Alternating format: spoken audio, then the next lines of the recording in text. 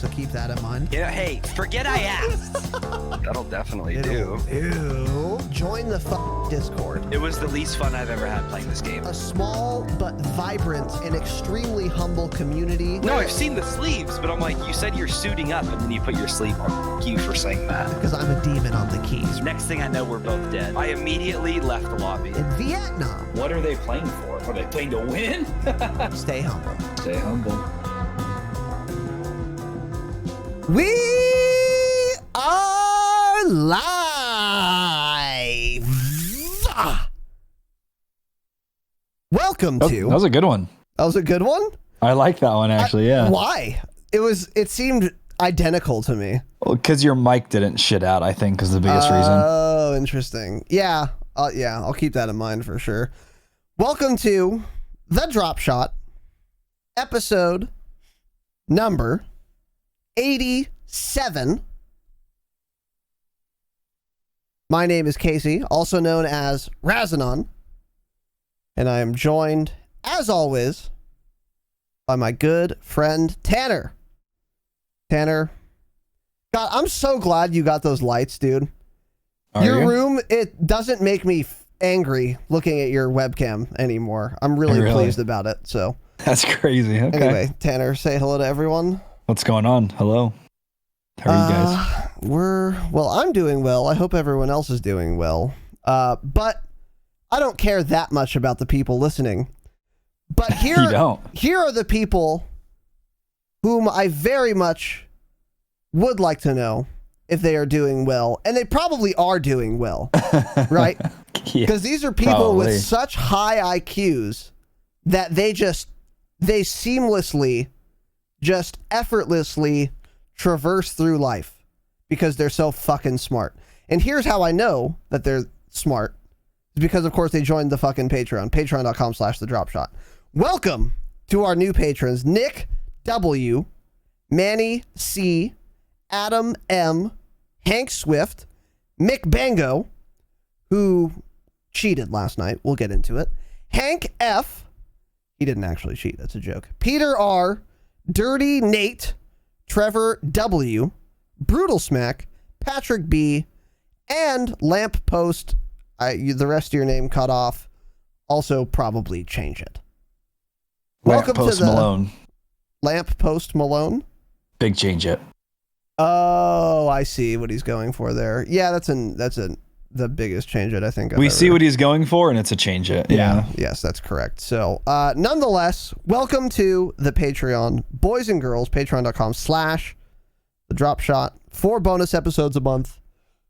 Access to all the past bonus episodes. Only $5 a month for 30 days. It's basically free, but it's not. So go to the website, figure it out. In addition to bonus episodes, you will be entitled to play Warzone custom games. So what we've been doing in our first ever inaugural Warzone custom match last night, what we did was we all got in Discord. Tanner and I were in the Damascus chat in Discord, and only the Damascus patrons, the real, the best people in the community, right? They were allowed to whatever, be in voice with us when we were all hanging out. And then we also let the gold patrons join the game. They just weren't in like the same chat as us, but they had their own kind of thing going. And it didn't actually really matter that much anyway, because in the game, when you're with your little squad, everyone was just talking amongst their own squads anyway. So it's actually not that big of a deal. But nonetheless, patreon.com/thedropshot. You can get in on those as well. Now, the Warzone custom games last night were an event. I made a very lengthy Discord announcement about this yesterday afternoon before we kicked it off. And I said a lot of words, as I am wont to do. One of which was, oh, this is going to be a disaster. It's going to be shit, and just deal with it. Yeah. And I'm pleased to report it actually wasn't that bad. Like it was, it went pretty smoothly. So I was surprised at two things. Number one, that it went so smoothly. And number two, at how much fun I had and how much fun everyone else had. Because everyone was very excited about these Warzone custom games that we were going to do. And I was like, that's cool. And I am excited and it'll be fun. But I feel like you guys are getting more excited than you should be. But I was wrong. Because I think their excitement matched how fun the event turned out to be. Now, Tanner, I'm getting reports here that you did not have quite as much fun as everyone else. Why? What? Do you have some intel on this report? I do. It was pretty much unplayable for me. I've been having these weird little audio issues with my computer, which is impossible to diagnose now because I have a Go XLR. I have a wireless headset. It could be a number of things. It could be software, which I've reinstalled. But basically, sometimes like it's been happening lately when I watch YouTube videos, especially like the audio will kind of just cut out real quick. Like I'm talking about like under a half a second. It's just a weird, just a fast cutout. I don't hear anything. And it's the most annoying thing to deal with in the world if it happens to you. What's up? It could be your 3.5 millimeter jack that's plugged in from your Go XLR to your headset base station. Because I already tried that. I already changed my cable on that too. You got a while back. A nice quality one? I got a different one. Okay, well the Amazon Basics ones are actually shit. Okay. I'll buy a better one. I'm being dead ass serious. You should get like a real brand one. But anyways, go on. Okay. And Modern Warfare somehow made it 100 times worse. I launched Modern Warfare, and then even my Discord was cutting out constantly. My game was cutting out constantly. It's like when I was in game, it was pretty much every 3 seconds, my sound would just cut out for like a half second, sometimes 1 second. So I couldn't hear what was going on. I couldn't hear footsteps. It was a disaster. And it's extremely frustrating to play like that. So I'd rather just not play. So I restarted my computer, thought that would fix it. Tried it again, still didn't work. Did a scan and repair, tested it again, and it was still doing it every time. So it's weird that MDub makes it worse. I know. And I haven't had that problem in Cold War yet. Are you still going to have your PC diagnosed by Kev? Yeah. I thought that was supposed to be like Thursday. What happened? He couldn't end up doing it that day. We're going to do another day. You should run that by him, obviously, but... I already told him about it. I said I've been having a weird audio issue, and he said, yeah, I can look into that. Cool. That'll be good. But yeah, I've updated audio drivers. I've reinstalled the audio drivers, updated them fresh. So it's like, that's why it's coming down to it almost has to be something physical. Like my headset's fucked. The base station is fucked. Something. I don't know. I think it sounds to me like a shit aux cord. Because the Amazon Basics cords are just shit, dude. They're all bad. But again, why does it happen so much? Like, why does it get so much worse when I play Modern Warfare? It doesn't make any sense. That's 100% a driver issue. I don't get it. That's a good point. Yeah, I don't know what the fuck that is, but hopefully Kev can help. So I only played like 2 or 3 games, and then I couldn't. So when I wasn't in game, my audio wasn't fucking up. So then I was just watching your stream pretty much and like listening in on Discord and shit like that. Yeah. But yeah, everyone was having a fucking blast. It was good to see. It was. I wish I could have been a part of it more. I know. Yeah. That sucks. Well, a lot of people are lamenting the fact that they missed this. Don't worry. We're going to bring it back based on how much fun I had and you guys had. Like, we're going to do this more often. I don't think it's going to be every week. It's not going to be every week, but we'll do it a lot more often. I would say once a month, probably minimum, but don't hold me to that. I'm not really sure, but we'll do it a lot. So if you missed it, don't worry about it. Number one. It was very fun. What we ended up doing, we were going to do solos, but you have to have a minimum of 50 people before you can start a Warzone custom solos match. Why is that? No fucking idea. Ask. God damn it. Sorry. Ask Activision. So instead, we did the mini royale, which only requires 24 people be in your lobby to start. And that is squads of 3. So we were basically just doing like semi-random squads, but if you wanted to play with whoever you want, you could. You can just switch squads and it's no problem. I played with like different people pretty much every game. And it was a blast, actually. There was no one team that was just dominating everyone else every time. And that's partially because we were mixing up the teams a lot. So everyone was a good sport about that. The good players weren't like trying to just get in like stacked groups, which is cool because that wouldn't have been fun. And I would have disallowed it, of course. So that was great. I had a really good time. I did my best on the first game, which I of course lost. And you might ask, why is that? Alcohol, probably. I got very drunk last night, and it was a good time. Did you? Yes. Everyone got very drunk. I might add. There was a lot the of community's a bunch of alcoholics, so it's not surprising. We're dumb, degenerate pieces of shit, which is why they're of course listening to this program, right? You have to be a dumb drunk to do that. So, anyways, it was a great time. Thank you everyone who came by and made that event what it was, because I was surprised at how fucking fun that was. And the mini royale's actually cool too.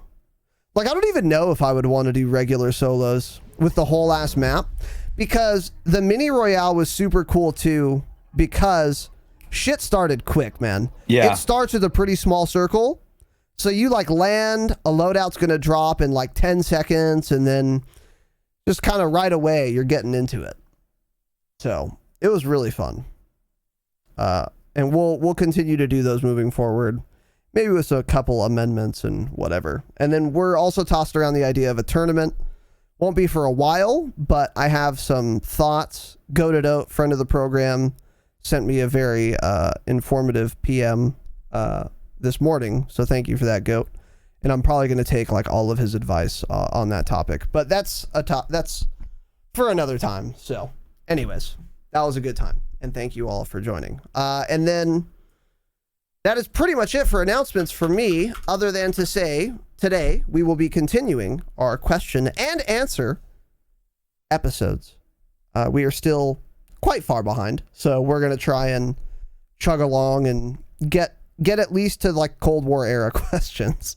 Yeah, hopefully. And then we can, maybe phase them out. But so this is now the third week of Q&A in a row. Correct. That we've said we're going to try to bust through the old ones. So is this the episode where we actually bust through them, you think? One sentence answers to all the old questions? We're still 2 months. We're still actually exactly 2 months behind, basically. Yeah. We need to fucking bust through these. Well, we'll figure it out. But yeah, so that's it for me for announcements, Tanner. Anything from you? Nope. Yeah, hopefully I can get the issue figured out. That'd be super ideal if I could have played. Because I had a pretty good start to the first game. I was with Rune and Goat. And okay. That's a stacked team. Rune went down, and then, that same thing I thought. I was like, oh, fuck, we like on paper, it looks like we have the best team. Because you guys are all shit, right? So, but then Rune got down pretty early. We bought him back. And I think he got killed again going for a loadout or something. And then there was like 2 teams pushing us. I got like probably 6 kills or something, though, pretty quickly. And then we got fucked. Yeah. So. Well, yeah, Jake pushed me. I got killed by a camping rat, right? Which was J Webb, I think. Some fucking corner camping piece of shit. Friend of the pod. Yeah. He's still a corner camping rat, though. Yeah. That's another thing, too. Tanner's going to have to figure this out. Because it's, it'll be way more fun if both he and I were there, too. So, anyways, that is it for announcements. Jada Pinkett Smith, friend of the pod, has been wasting a lot of money this evening, it would appear. And I've gotten another 3,000 bits. Let's go, dude. Jada, I think you drank enough last night. Why don't you put down the bottle? Because you're obviously hitting it hard again this evening, right? That is a lot of bits. I very much appreciate it, dude. Thank you for the support. Again, to you and to everyone who was there last night, thank you. It was a great time. And Jada is also happy that Tanner was a little bitch last night. I just thought I would say that for... I'll keep that in whatever that means. I'll keep that in mind, Jada. Not sure either, but for posterity's sake, of course, I will read that on the program. So Jada, thank you again, everyone, for the support this evening. It has been great. And if you were listening for the jingle, here it is.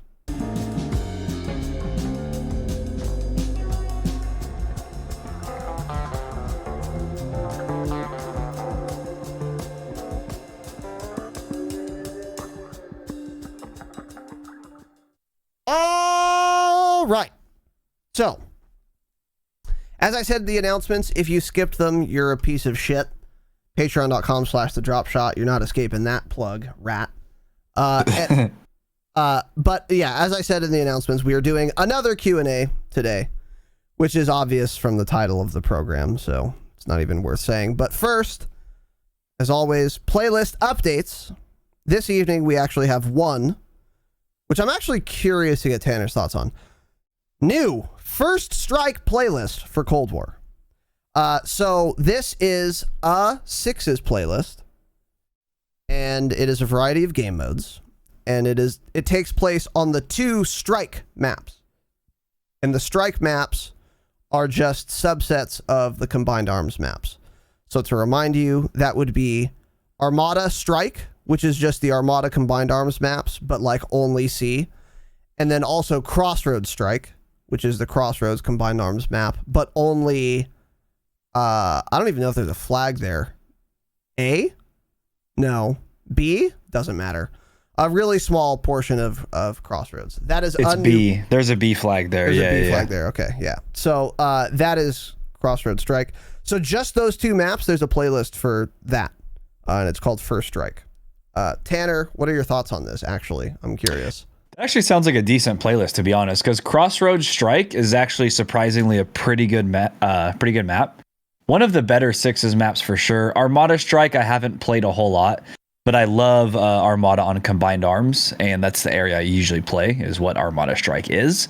So I think that seems okay. So yeah, it's actually surprisingly a pretty decent little playlist there. I'd probably rather play that than Nuketown at this point, to be honest. So, dude, I like it. So I was seeing on Twitter, people were super excited about this, and I actually kind of get it. Armada Strike is like okay. I don't love it, but I don't hate it. And Armada Strike, if it was its own map, which it is technically, Armada Strike's better than every Call of Duty Modern Warfare 2019 Game of the Year Edition map, right? So Armada Strike's not bad by any means, but it's not like amazing. Crossroads Strike is probably top 3 Cold War maps for me. Like, it's actually so good, dude. It's so fucking fun. It's like quite small, but not shipment level clusterfuck. But it's still like real small. Crossroads Strike is a fucking good map. It's fun. It's really fun. And it's a very 3-lane map, like extremely 3-lane. Yes. So that's what I like about it. Yep, exactly. And each of the outside lanes has like a good area with some cover. Like one lane has the tank there, the blown up tank, and then the other lane has like a big crate or something. Those like shipping containers, yeah. So yeah, it's a nice layout. I like it. Yeah. And I know it seems like a lot of people are really liking that map. I see a lot of people saying this is their favorite Sixes map on the game. Yeah, I'm not surprised by that. It's really good. And this is one of those things, we talk about this all the time, that Treyarch is just built different. Like Infinity Ward did the same kind of thing where they took a ground war map and then made another map out of a subset of it. So they're mostly bad. I mean, they did, what's it called? I guess they took like a lot of Warzone maps and made them ground war. So I was saying maps. most of it was from the Warzone map. Yeah. But still, it's the same principle. So if we looked at, for example, Promenade, it's like the worst possible section of Verdansk that you can make a map out of. There are for sure better sections they could have picked to All make of a them. ground war map out of. Yeah. Out of Bounds would have been better, where I just spawn in and I have a 2-second timer before I die. That would have been middle better of the than ocean, Promenade. yeah. Yes, correct. Yeah. On the plane, does anything like the drop ship, whatever. Yeah. But yeah, like with Crossroads Strike especially, that's a really good section of Crossroads to pick for a map. Just like you said, because it's like 3 lanes, there's cover on both. They actually add things into the map to make them work. Like Armada Strike has a door that's like closed, that's open on the Combined Arms playlist. So they like cut off areas to make the map good for 6s.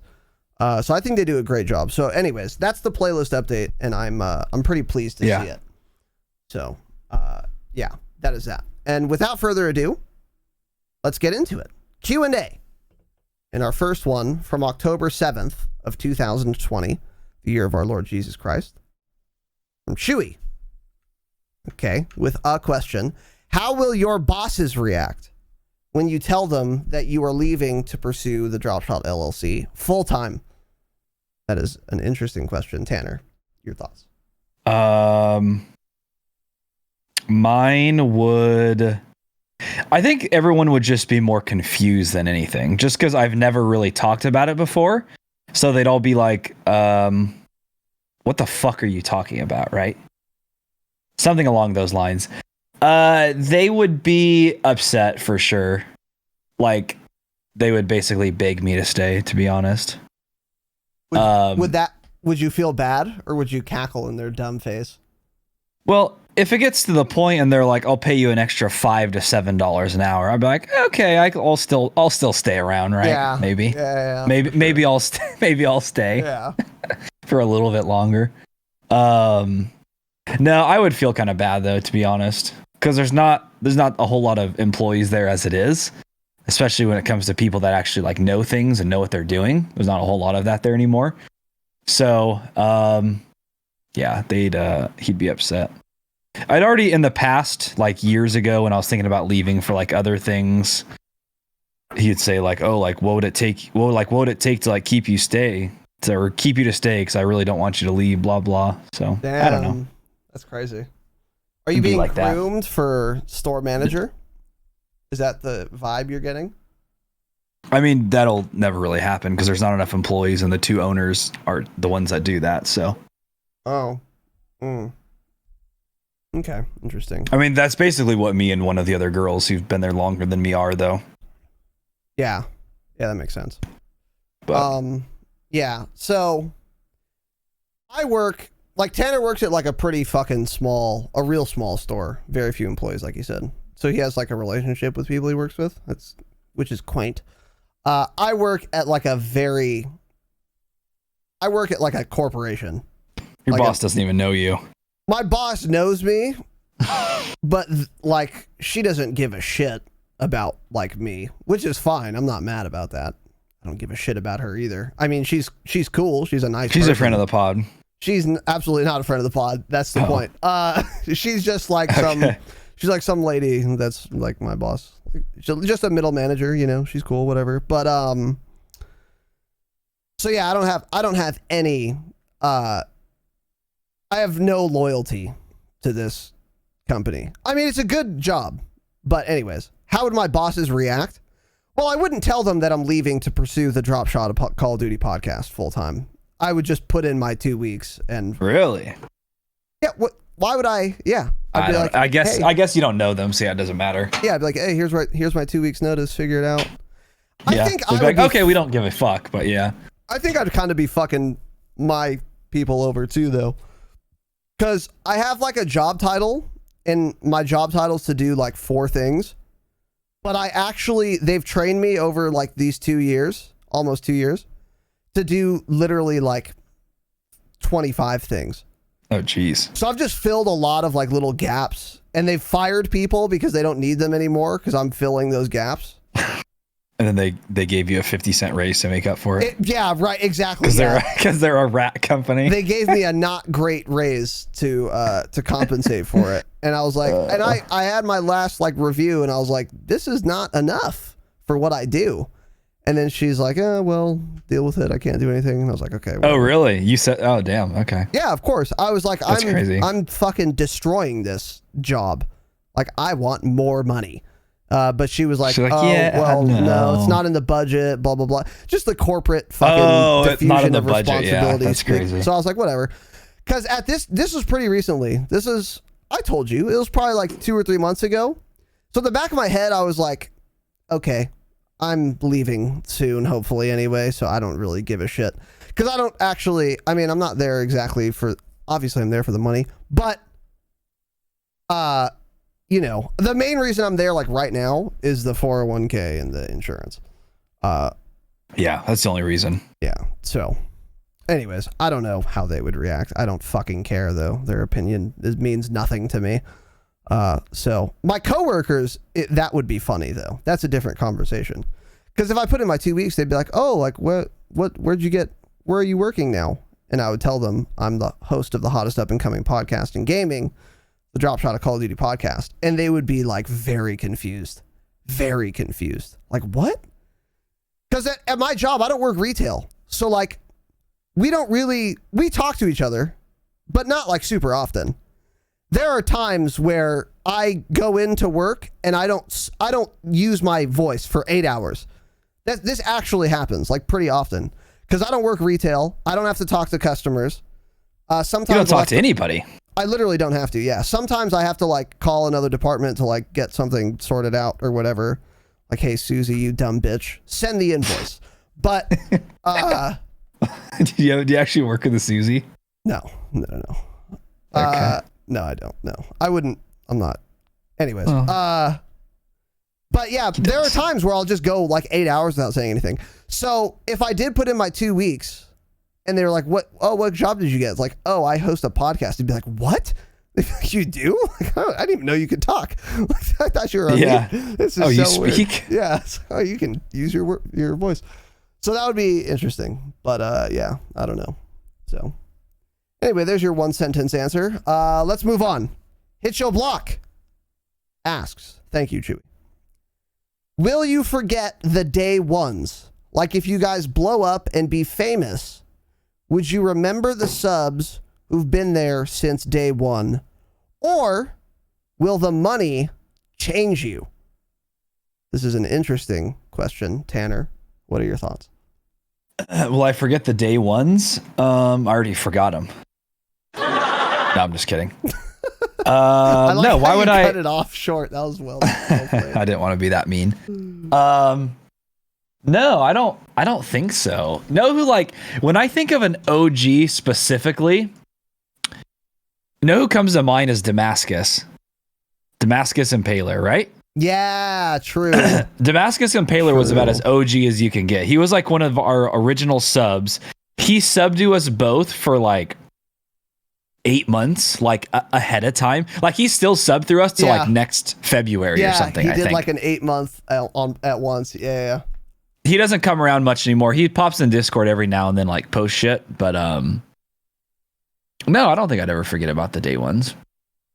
I mean, if they weren't around for long, if they were around for 2 weeks and then never listened to us again, then no, I'm not going to remember them. But people that were there and like joined the Discord early and like started posting, yeah, I would remember them, and nothing would ever change that. I don't think. No.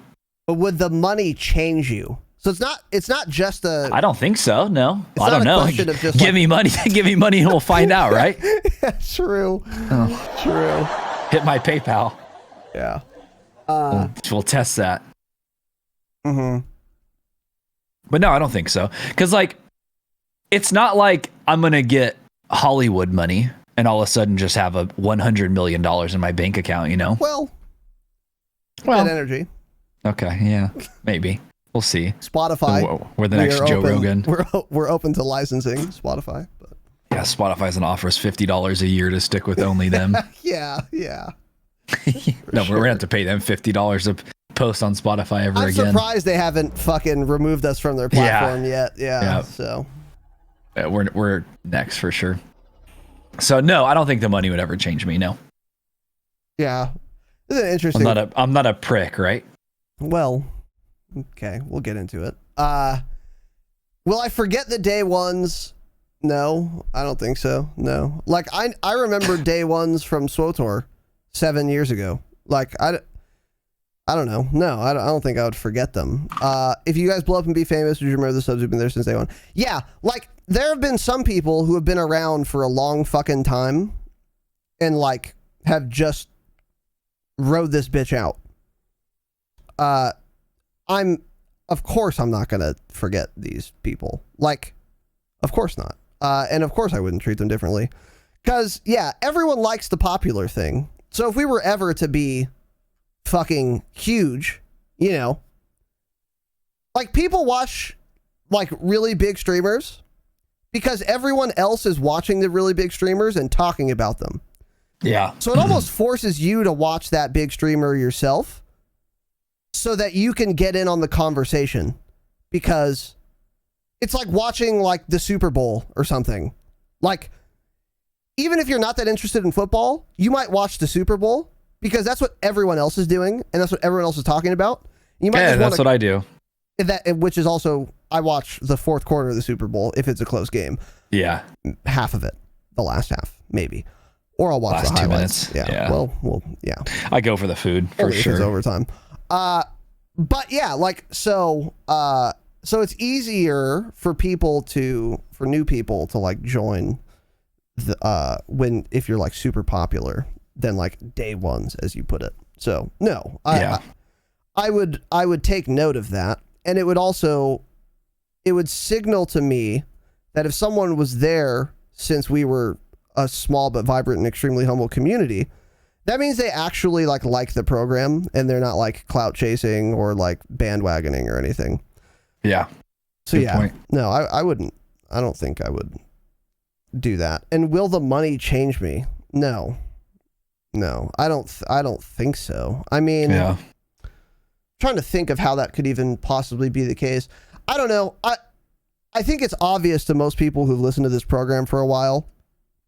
Tanner and I don't care what people think of us. We give you our real fucking opinions all the time. So if I got more money, if anything, that would give me more freedom to say what I think. Yeah. Right? But that's already not an issue. So I don't think any amount of money would change that, really. So, yeah, I don't know. Good question, brother. But yeah, let's move on here. Next one from Lunaris Leo asks, I did a PC build a few years ago, and I also own a PS4 Pro.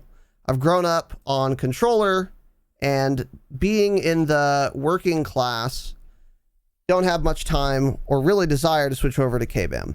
I'm a fat finger fuck, and I'm just not going down that road, especially when I can still shit all over people on controller anyways. I'm interested in switching over to PC full time.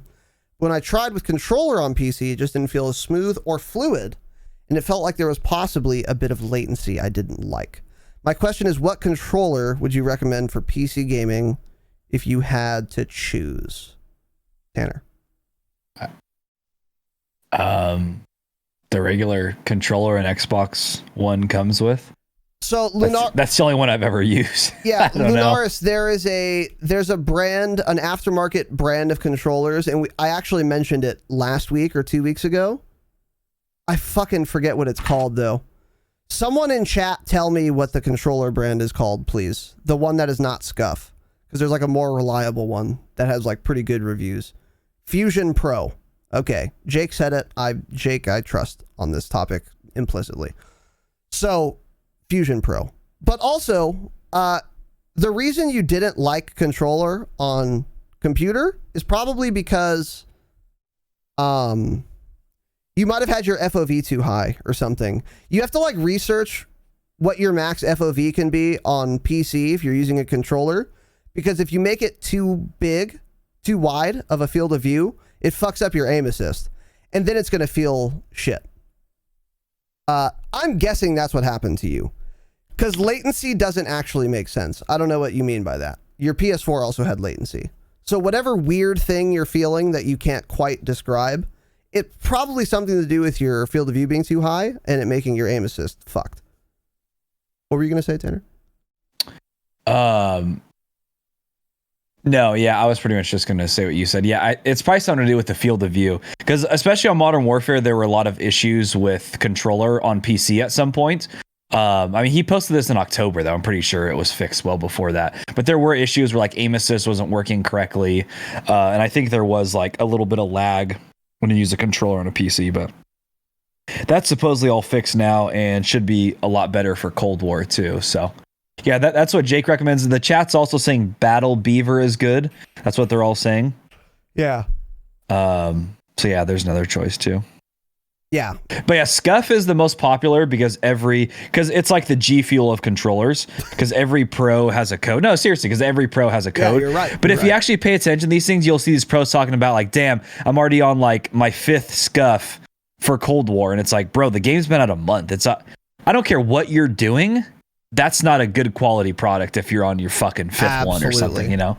Absolutely. So you see people post about that. They're not going to complain though, of course, because they're partnered by them. They pay them. They give them money every month. So you're never going to hear those people complain about Scuff. Yeah. And they get free Scuffs, and they make so much money that even if they didn't, buying 5 Scuffs in a month is not a problem when you're making. Well, they get them gifted to them anyways. Yeah. Yeah, exactly. Yeah. So. So yeah, Scuff sounds like I don't think they're actually very good. It's just like, well, I already said it. It's like G Fuel. Yeah. Good reviews, but a lot of it. Yeah, exactly. Great reviews, but a lot of it is beginners and like kids that don't know any better. So they're gonna be like, oh, I just fucking got this swag, controller. I'm 13 years old. I'm going to rate it 5 stars on Amazon, right? He doesn't know what he's talking about. He's a child. Right. So just like how G Fuel is a chalky mess. Yeah. My guess with Scuff controllers is because this is the experience I had with Razer. I got a lot of Razer stuff throughout my years. And when I got the fucking Razer Nostromo when I was playing MMOs, great product. It's like a left-handed keypad, but it has a joystick on it. Really good. That thing was so weird. It's super weird, and like no one really used it, and I don't know why. And if I was going to play an MMO again, I would go plug it back in because it's so good to have a joystick, frees up a bunch of extra keybinds, and then I can just be the, just parsing the most DPS in 4s on SWTOR as a lightning sork that the game has ever seen. Okay, so continue. I did this regularly, of course. But yeah, like with Razer products, they were actually really cool. I like the aesthetic, and they worked quite well until they broke. That's the problem with them. And I'm guessing a Scuff is the same thing. You get the Scuff controller, it's probably shaped well, the paddles probably work, everything works quite well, the aesthetic people like. So I'm sure Scuffs are quite good, but their build quality is so bad that they're just going to break way, way too soon. And I don't care how well it works when it's working. If it's not working, then it's not worth buying. Yes. So that was my experience with Razer. Like, the shit was great until it broke, and it just broke way too often. And easily. Yeah, you couldn't have summed it up more perfectly than that. Honestly, it's like when you buy an HP or Dell computer and it comes with a mouse and a keyboard. That mouse and keyboard is going to last way longer than probably any aftermarket mouse and keyboard, right? But it's not going to you're never going to think of it that way because it came with it. Yeah. So it's like one of those things where it's like, oh, this is such a great mouse. It's like, oh no, this is just the shit mouse that came with it. But realistically, it probably lasts longer than, who knows, this glorious mouse. I don't know. Probably not, but who knows? Yeah. And then the other thing was, like you're saying with Razer, I had a keyboard. It was less than 3 years old, and like my A button stopped working. So I bought a new one. I've had that one less than a year and a half. That's the one Gabe's using. And what has Gabe been complaining about? That one of his buttons isn't working. Yeah. So that keyboard's less than 2 years old, and buttons are just not working anymore. Yeah. And it's like, of course, when you buy those, they're like each button is rated for like 3 million keystrokes or something. It's like K. Yeah. K. Yeah. Mm-hmm. But what happens when it stops working is you spent $120 on a keyboard and it's trash because one button stopped working. So yeah, you're probably right. That's how Scuff is. I'm sure. Yeah, there's no doubt. I'm sure they work great when they're new, but they just don't last, is what it sounds like to me. Yeah. Yep. And if you're going to spend, a Scuff is literally like $200+. So if you're going to spend that much, that thing better last longer than fucking 6 months for sure. Yeah. Like, that's crazy. So. Yep. Anyway, that's that. I'm interested to see how long this Glorious stuff lasts, actually. Yeah, Very interested. Yeah. It will be interesting. I don't know. Good question. But yeah, the more important point here, Leo, instead of controller recommendations, you need to do some Googling the next time you plug in a controller to your PC. If something feels weird, Google PC settings for controller users, Call of Duty, Cold War. And they will tell you your FOV can't be higher than this. You need to change your aim response time to that, and then it'll probably be fixed. That's probably your issue. But yeah, good question. Jada, 1,000 more biddies. Let's go. Sir, stop wasting your money. Fucking better, he said. Don't remember the context, but Jada, you're an animal. I love you. I appreciate you, dude. Thank you for the 1,000 more bits to this program. You're fucking insane. I really appreciate it, brother. Thank you. Let's move on here. Grimo/ads, change it. After the launch of Cold War, and a few weeks into it, with good or bad reviews from yourself, will you be going back on Warzone at all, or is it now over for you? I think we've kind of talked about this, but Tanner, go ahead. Yeah, good question. As of right now, I would say if season 1 of Cold War is a bust, then we'll probably just go back to Warzone. People like watching Warzone better anyways. Right now, people like to watch zombies, but I think that'll get old pretty quickly for us and for the viewers. Yeah. But, for now, like tonight, we're going to do zombies also. Because Cold War multiplayer, there's just no reason to play it right now. There's no content in there. Season 1 really needs to come out. So if season 1's a bust, I can see us putting a lot of time into Warzone again if the Warzone transition is good, which it won't be, of course. But if that's what a lot of people are playing, if that's what people want to see, we're going to end up just playing Warzone. Like, I'm at the point now already in Cold War multiplayer where I'm like, dude, should I even go for Dark Matter? I don't know. I'm not having fun playing it, Yeah. Yeah, for sure. This is for me. Yeah. Yeah. Okay.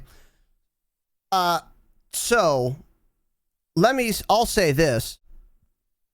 I just wrote down this note because I didn't want to forget. I didn't know how long Tanner was going to talk. Will we play Warzone? It's like Tanner said, like what we play off stream is like different than what like you guys see us play. Because like last year, for example, I only played Warzone after the podcast when Tanner was streaming. That is the only time I ever played Warzone. Because I don't like BRs that much. So I played a lot more multiplayer in MW than I did Warzone. Warzone was a better game than MW multiplayer. By a lot, by the way. But I like multiplayer a lot more than BRs. So off stream, when I'm like trying to get some games in by myself, it was always multiplayer for me. It was never Warzone. But on stream, it was Warzone. And the reason for that, like Tanner said, is because that's what you guys like watching the most. So what I think we're going to do, or what we should do pretty soon, is conduct a poll. And we'll probably do this in the Discord. And we will ask you guys, what do you like watching us stream the most? Zombies, multiplayer, or Warzone? And whatever wins is probably what we'll stream. Because it's good for you guys, because you get to watch the content you want to see the most from us. And then it's good for us because more viewers is analytics. That's what you want. So it would be like a win-win. And it's more fun to be more entertaining. So if I can choose to do something and it's more entertaining for you guys, that's also going to be more fun for me. And Tanner feels the same way. So I think we'll do that. So then the question is like, what will you guys enjoy watching the most? It's probably going to be Warzone, yeah.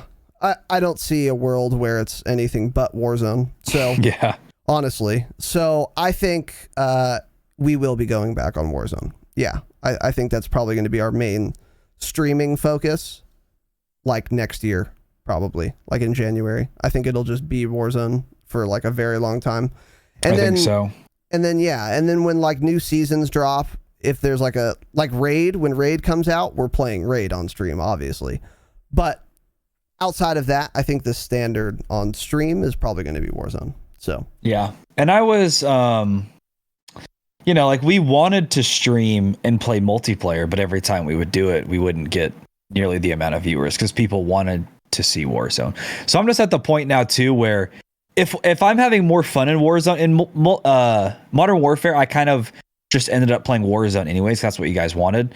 But I'm at the point almost where I would rather play when I'm having more fun with at the end of the day. And so far, I'm not having a lot of fun with Cold War multiplayer. Again, I think and I hope season 1 will fix some of that. But it's like I don't even care about getting camos in that game right now. I couldn't care less. Whereas if you asked me like 4 weeks ago, I was like, oh, dude, I'm gonna have dark matter very quickly. Like I'm gonna grind for this. But it's just I don't know. My vibe on that is completely killed. So if Warzone comes out and it's a lot of fun, I'll just be like, okay, fuck it. I'm just gonna play Warzone. I don't care about Cold War multiplayer right now. Yeah. I'll use it to rank up some of the weapons. I won't worry about getting them gold, dark matter. I'll rank them up to use in Warzone. So it may end up being that way. We'll see. Yeah. Well put. I agree. Next question here. Thank you, Grimo. Is the Galil or AMAX a viable option for Warzone to compete with the M4, the Kilo, and the M13? I think we can answer this quickly. Yes. Tanner? I haven't used it a whole lot, but yes, I know OP Marked especially uses that gun a lot, and he's the number 2 in wins.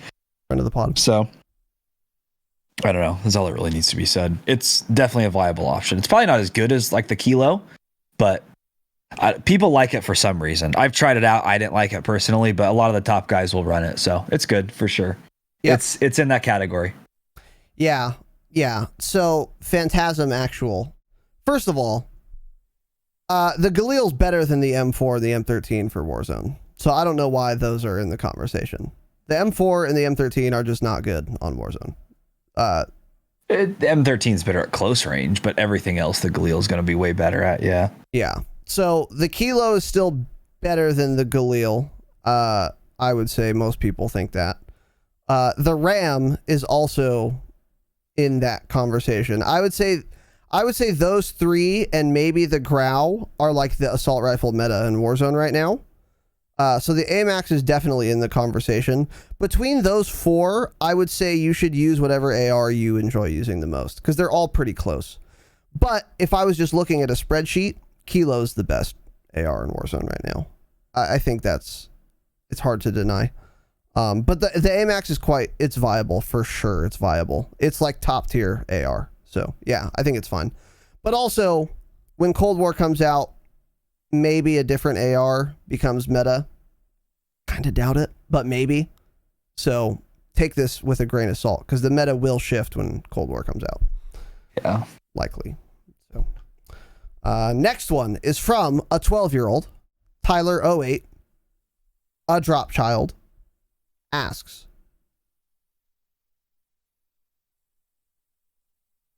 okay, as the Dropshot's, this guy is 12 years old, by the way. As the Dropshot's official lawyer, if you have any problems with analytics, views, and subs on YouTube or lack of content, you may come to me. Now, so you're 12, so let me instruct you here. Lawyers do not handle YouTube analytic problems, right? It's not what a lawyer does. Okay. That's like a partner manager or something. So, first of all. But anyways, he's 12. Now for the actual question. Would you rather only be able to game on the weekends or never have a Wednesday podcast again? Okay. Tanner. What? This is some 12-year-old question right here. So would you rather only be able to game on the weekends? Well, I don't want to only be able to game on the weekends. So I actually probably game less on the weekends, technically.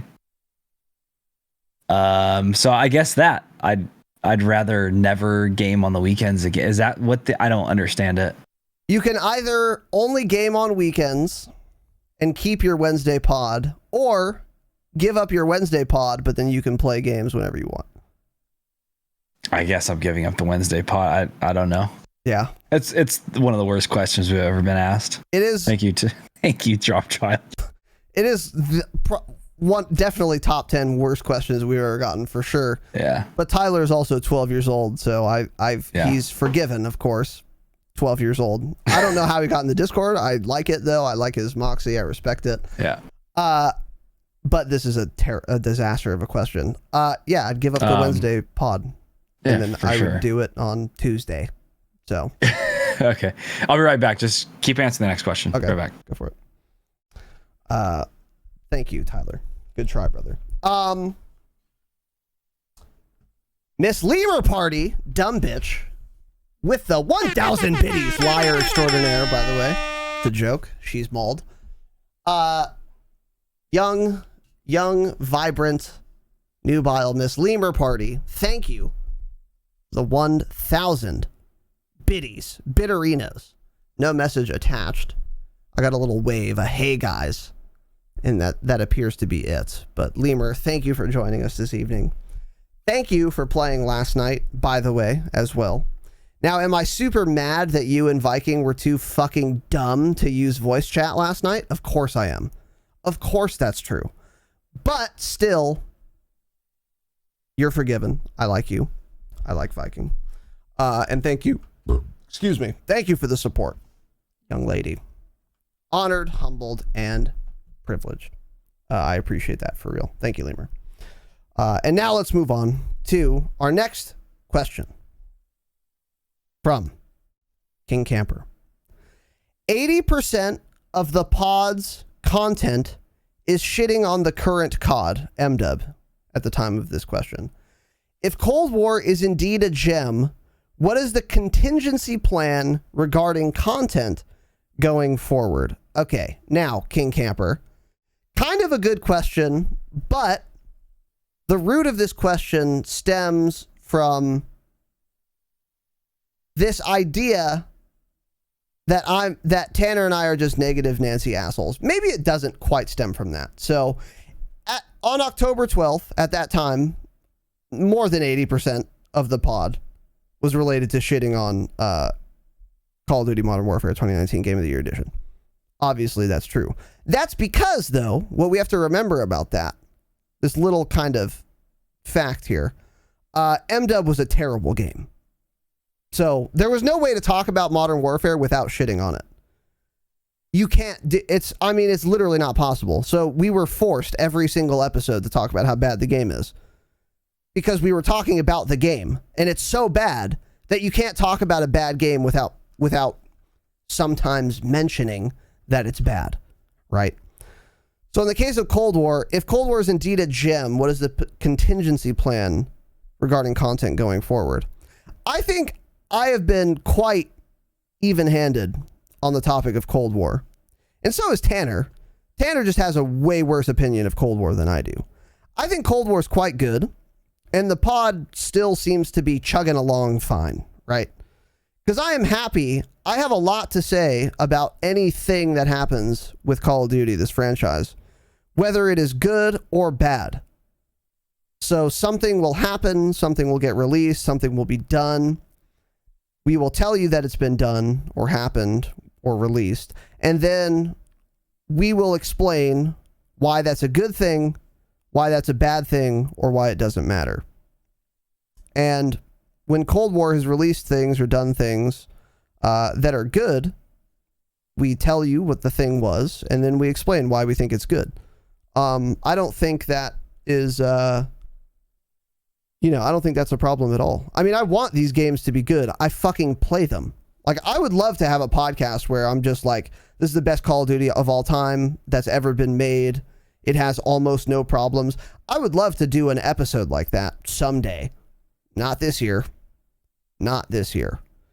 That's not to say Cold War is terrible, because it's literally 40 times better than Modern Warfare, which is the worst game I've ever played, right?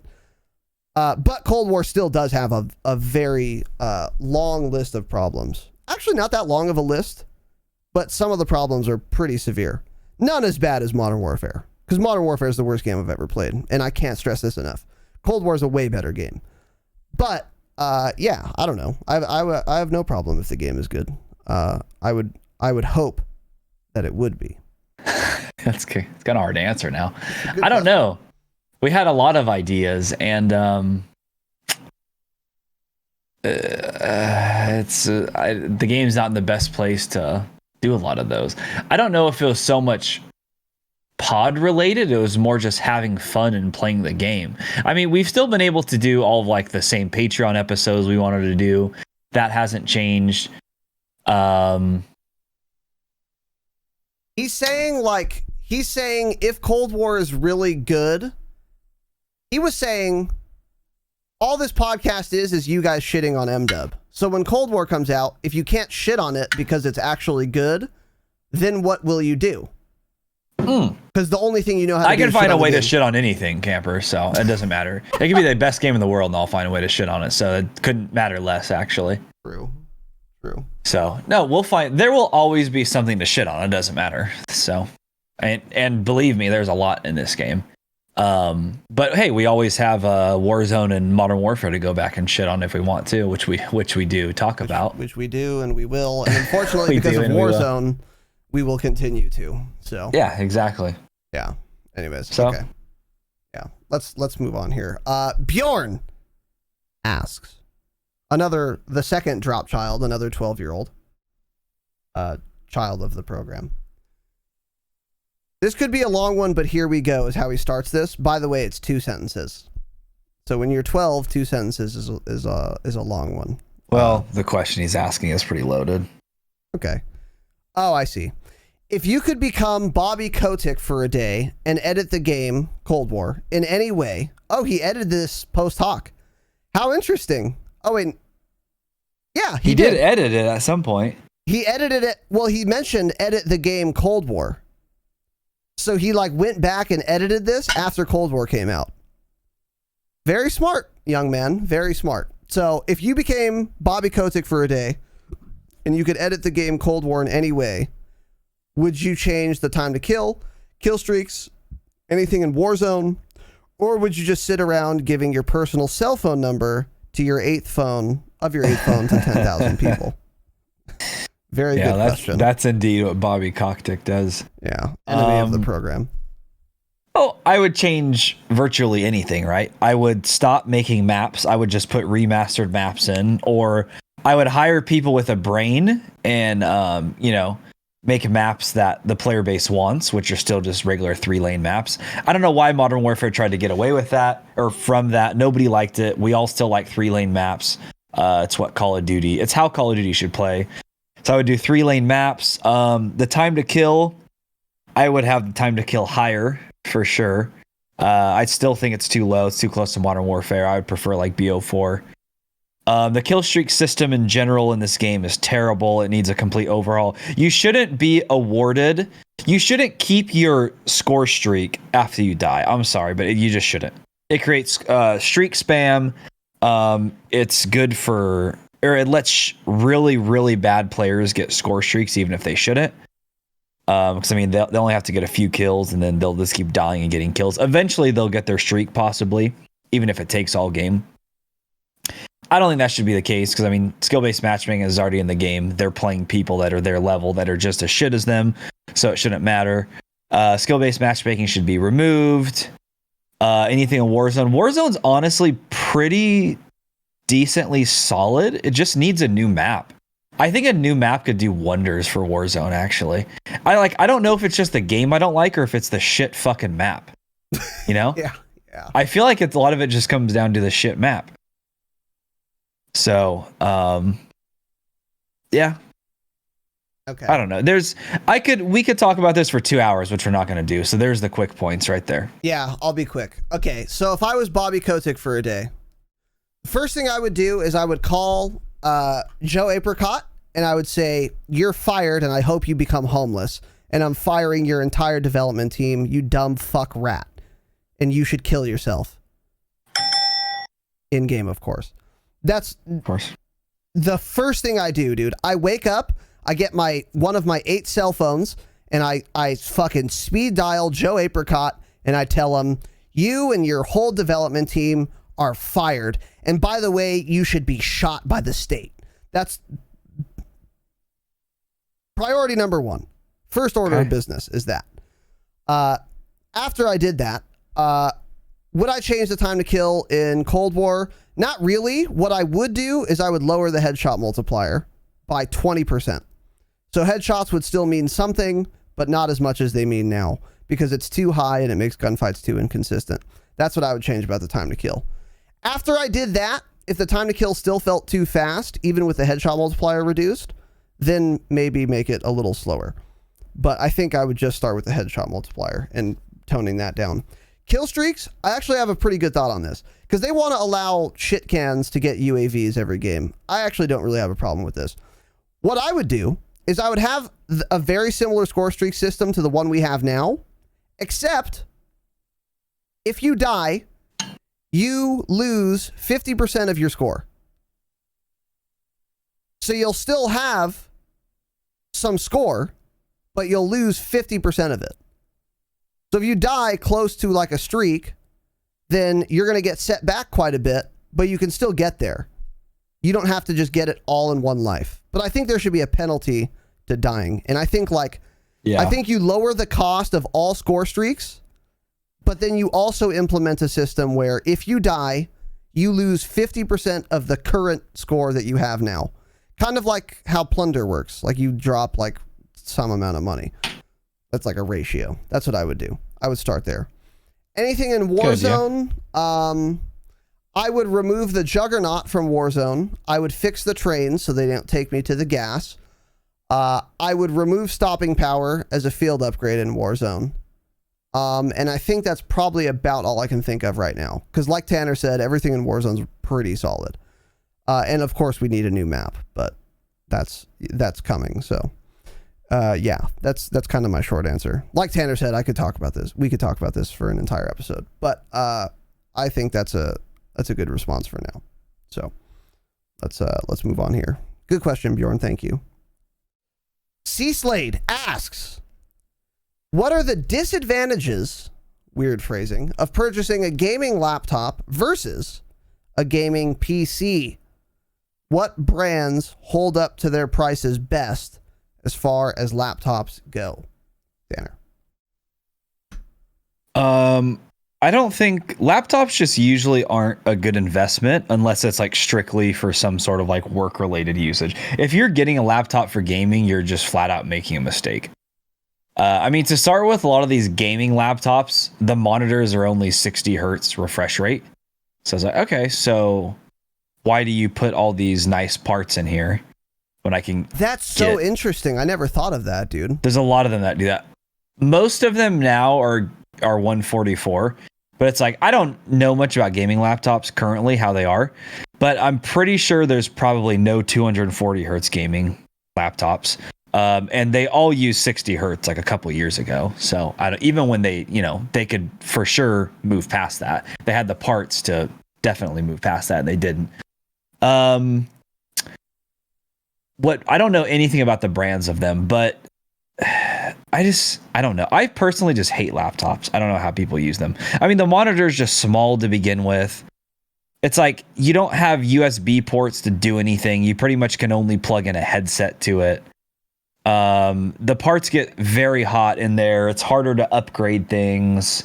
The parts aren't ever going to be as good. So like you're going to get like the laptop version of like an RTX 2070, which is going to be different and not perform as well.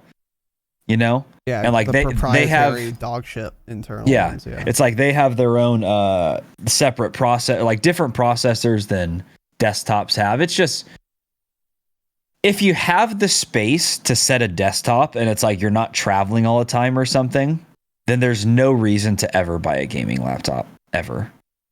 Now, if you work in some sort of a job where you're traveling constantly and you're never home and you want a game, that's the only time I could see it really. Other than that, never buy a gaming laptop. They're a waste of money.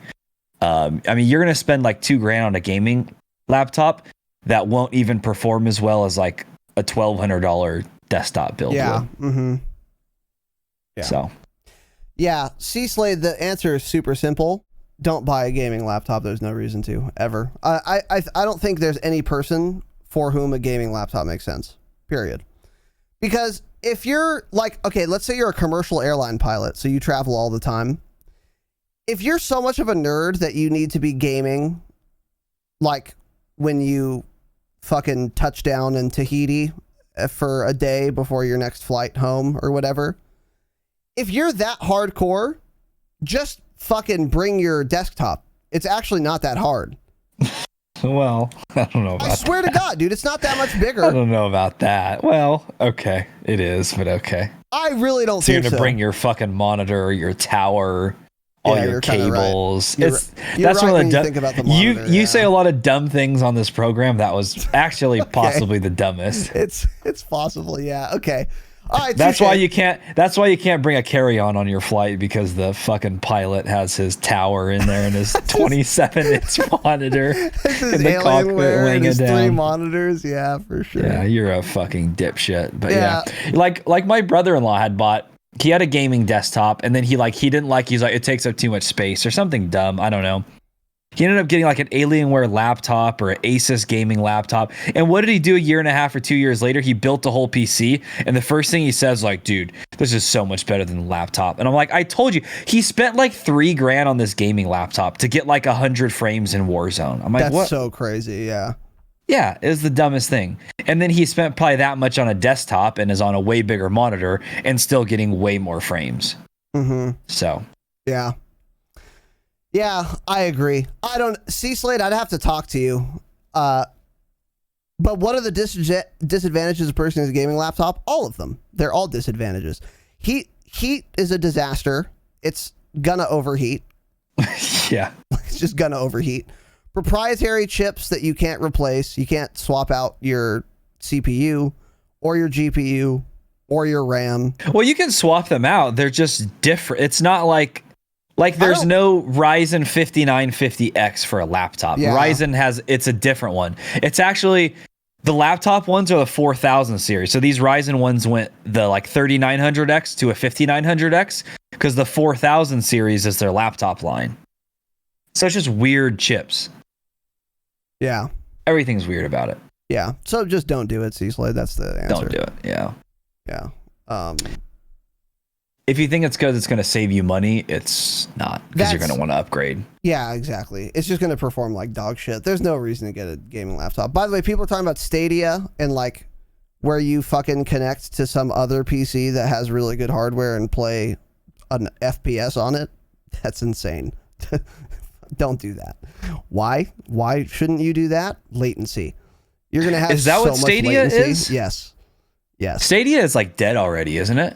Yeah, because it's shit. What happened to that? You go to your browser and type in stadia.com and then you log into some dope machine and then you log into your account from there and then play MDub. And then your ping is fucking 800 milliseconds. That's a disaster. Don't ever tell me to do that again. So don't mention Stadia or I'll ban you from the podcast ever again. It's a disaster. You could use Stadia for like Tomb Raider or some other single player shit, maybe. But even then, I feel like the latency would be annoying. Like you'd move your mouse and it would take like 200 milliseconds for you to see it. Talk about input lag. Like that would be a yikes. So don't ever mention that again. And also don't buy a gaming laptop for sure. So let's move on to Nick Ken, 86, the artist, resident pastor, the Dropshot official pastor. Pastor Nicholas asks, okay, a question. This is a question. You are each placed in a gulag versus Nick Merckx. And if you don't know who Nick Merckx is, he is I actually don't believe you if you say that. He's an incredibly popular Warzone Call of Duty streamer. So, and he uses a controller. So keep that in mind. You get to pick the spawn gun. Who wins and why? Tanner. Probably a Car 98 because he doesn't have aim assist on it.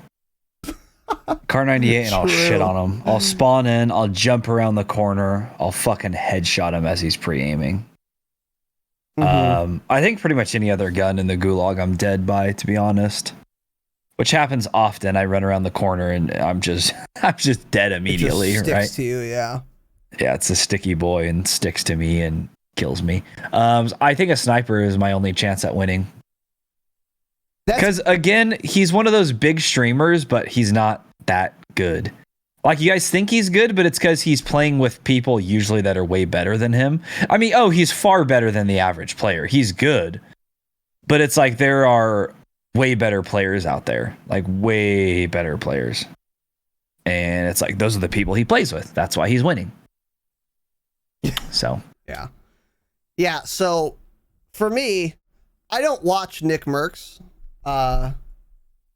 Nothing against him. I just don't. I don't know. I don't watch him. Ben gives him his Prime sub every month, so Ben is. If that's actually true, I'm gonna find Ben's home, which I've been to, and garrote him in front of his newlywed wife. We can firebomb his parents' house. That'll teach him a lesson. I know where they live. We absolutely could also do that in a video game, of course, because we're not gonna commit arson and admit to it on the internet. But, of course not. No, never. Yeah, of course. So we're gonna do that in Flight Sim. So yeah, I don't know. I don't watch Nick Merckx. I don't know much about him. I'm sure he's, like Tanner said, pretty good. But I don't know what a skill gap means on a controller, to be honest. That's a conversation for another time. Obviously there's a pretty big skill gap. I'm being facetious. So you're each placing Gulag versus Nick Merckx. I actually wouldn't have said a sniper, but you're so right, Tanner. That's such a big brain play, because you need to pick whatever guns don't have aim assist, so that you stand a chance. So yeah, I think I would pick like a car too, or like an EBR, because I don't think EBR is EBR a marksman rifle? It is, yes. Right? So I'd maybe even pick an EBR, and then fuck his ass. Who wins and why? I mean, if we pick like a car, fuck, I don't know, dude. I'm not that good.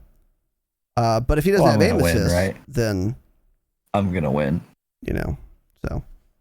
Anyways, I don't know.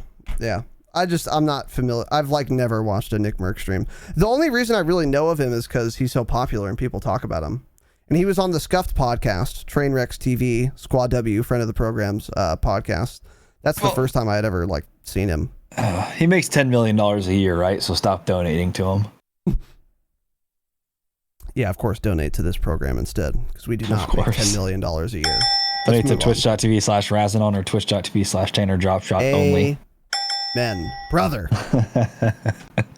Next question here is from Moosey Boy, Moose God 99, friend of the program.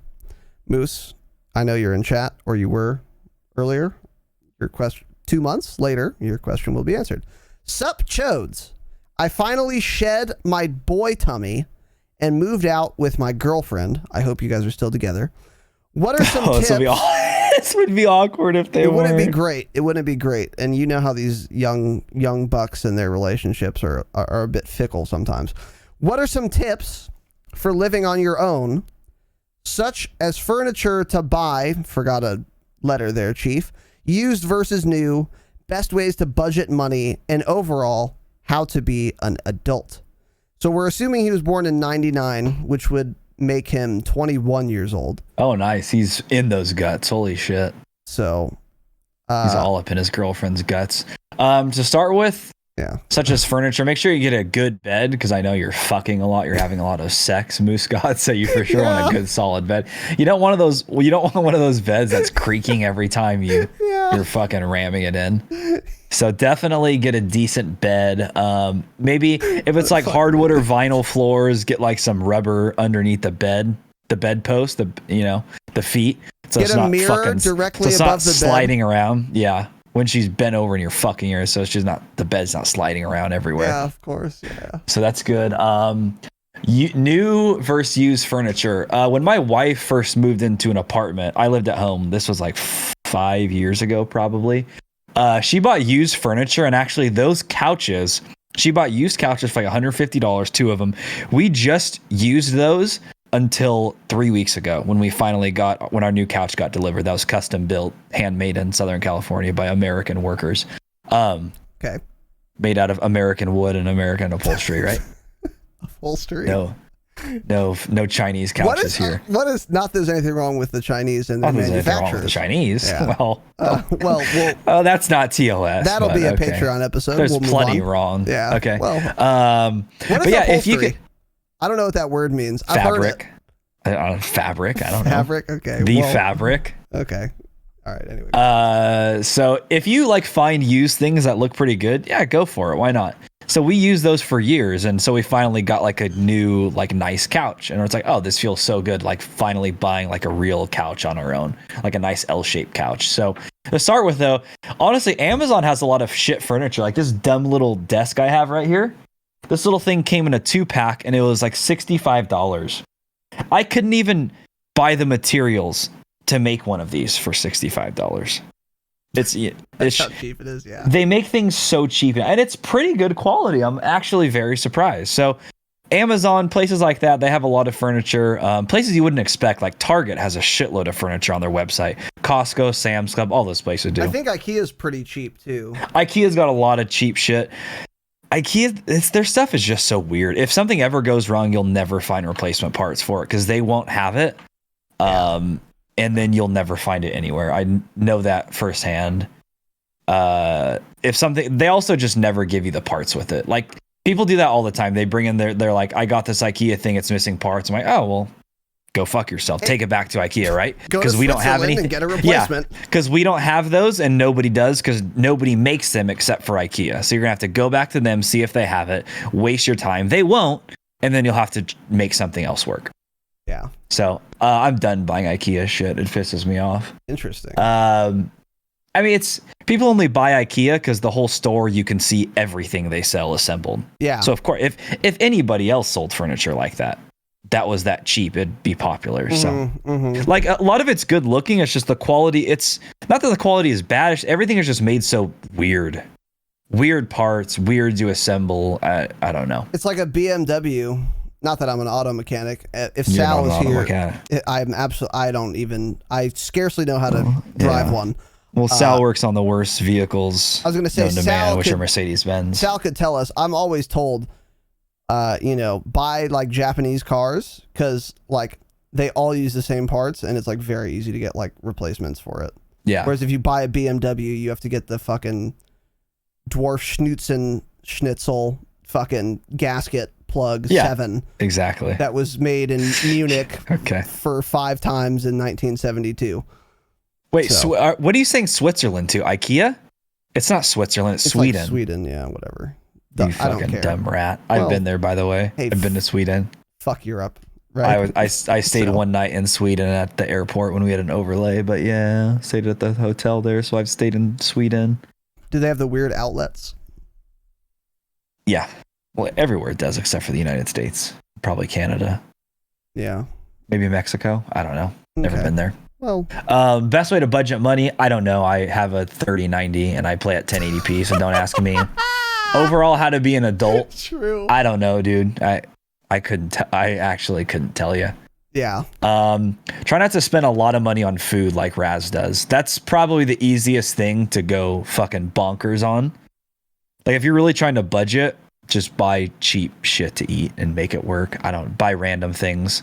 Buy Knorr rice. I think that's how you say it. Knorr. They have these tasty packets of rice, like 88 cents. You eat that for dinner, dude. There you go. Okay. There's how to be an adult. Eat rice. Cheap food. Okay. So what are some tips for living on your own? So if you're moving out with your girlfriend, you actually shouldn't even ask about furniture, because here's how you live with your girlfriend and tackle the furniture problem. Hey babe, hey sweetheart, here's my credit card.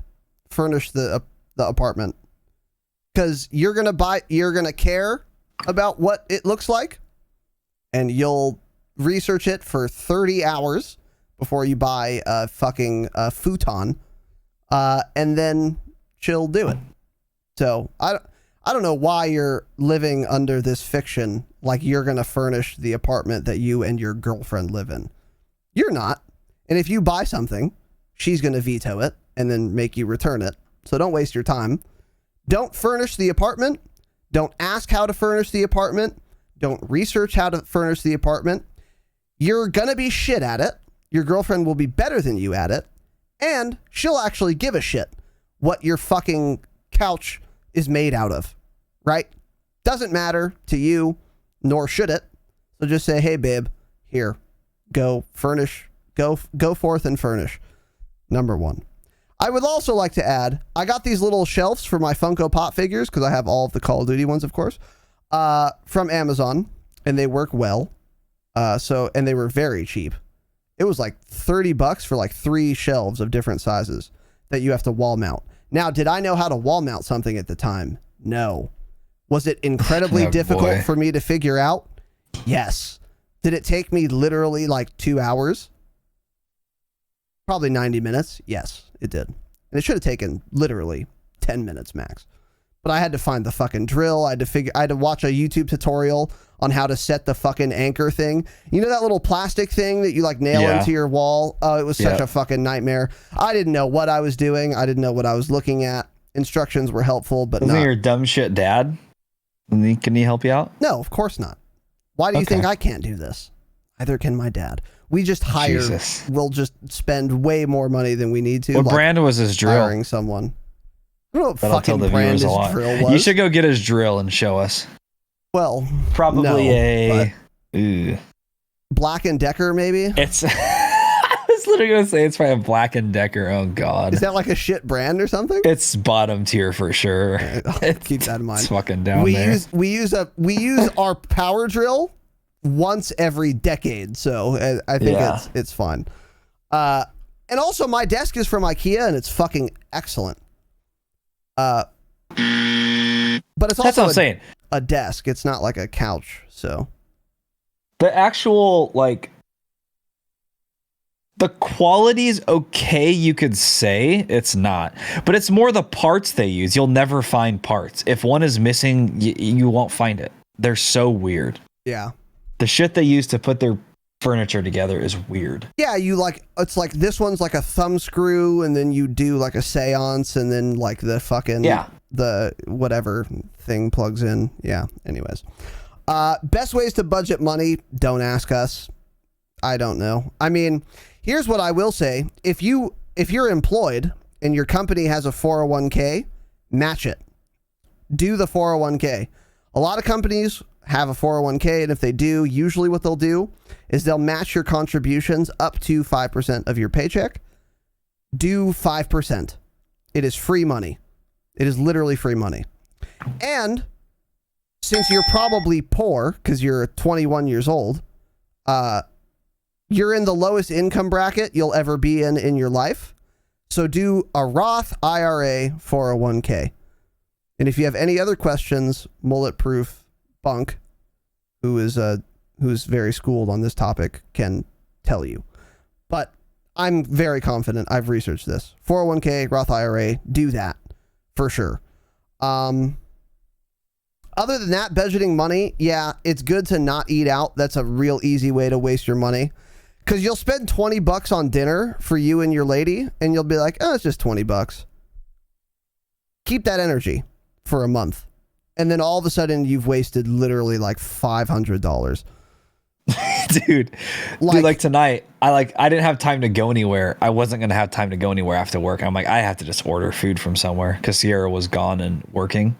Yeah. So I'm like, okay, I'll just order Chipotle. So what does it cost to order Chipotle for me and her and have it delivered? Fucking $41. No. For Chipotle. That's crazy. But I'm like, dude, I don't have time. I don't have groceries right now. I wouldn't have time to make anything anyway. So I'm like, okay, I guess I'll just order that. Yeah. So make sure you guys gift some subs for Tanner because he sacrificed a cheap meal this evening so that he could make the program on time.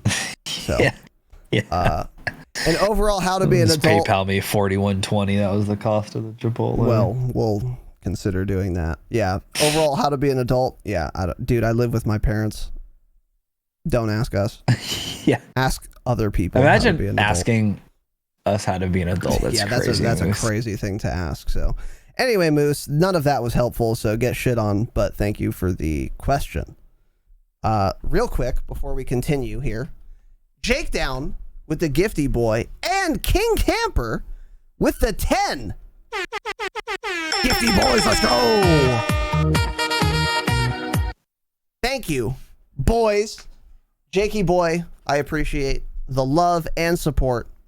And thank you for the gifted sub. And King Camper for the 10 gifted subs. That is a lot of scratch brother. I love and appreciate you. A total of 87 gifty boys to this program. Very crazy. King, Jake, thank you both very much. I love and appreciate both of you. Honored, humbled, and privileged. It means a lot for real, boys. Thank you. And thanks for being there last night for the Damascus Hangout, patreon.com/thedropshot. Let's move on. Bjorn asks, when is Tanner getting his share of pod income? I don't know where this fiction came from. Hashtag free TDS. Okay, well, I great only question. get 5% of the income. Well, that's fake news. Right? That's fake I get news. 5%, so. Tanner, can you remind me specifically? I had to open PayPal today because it's the 5th of the month. It's the 5th of the month.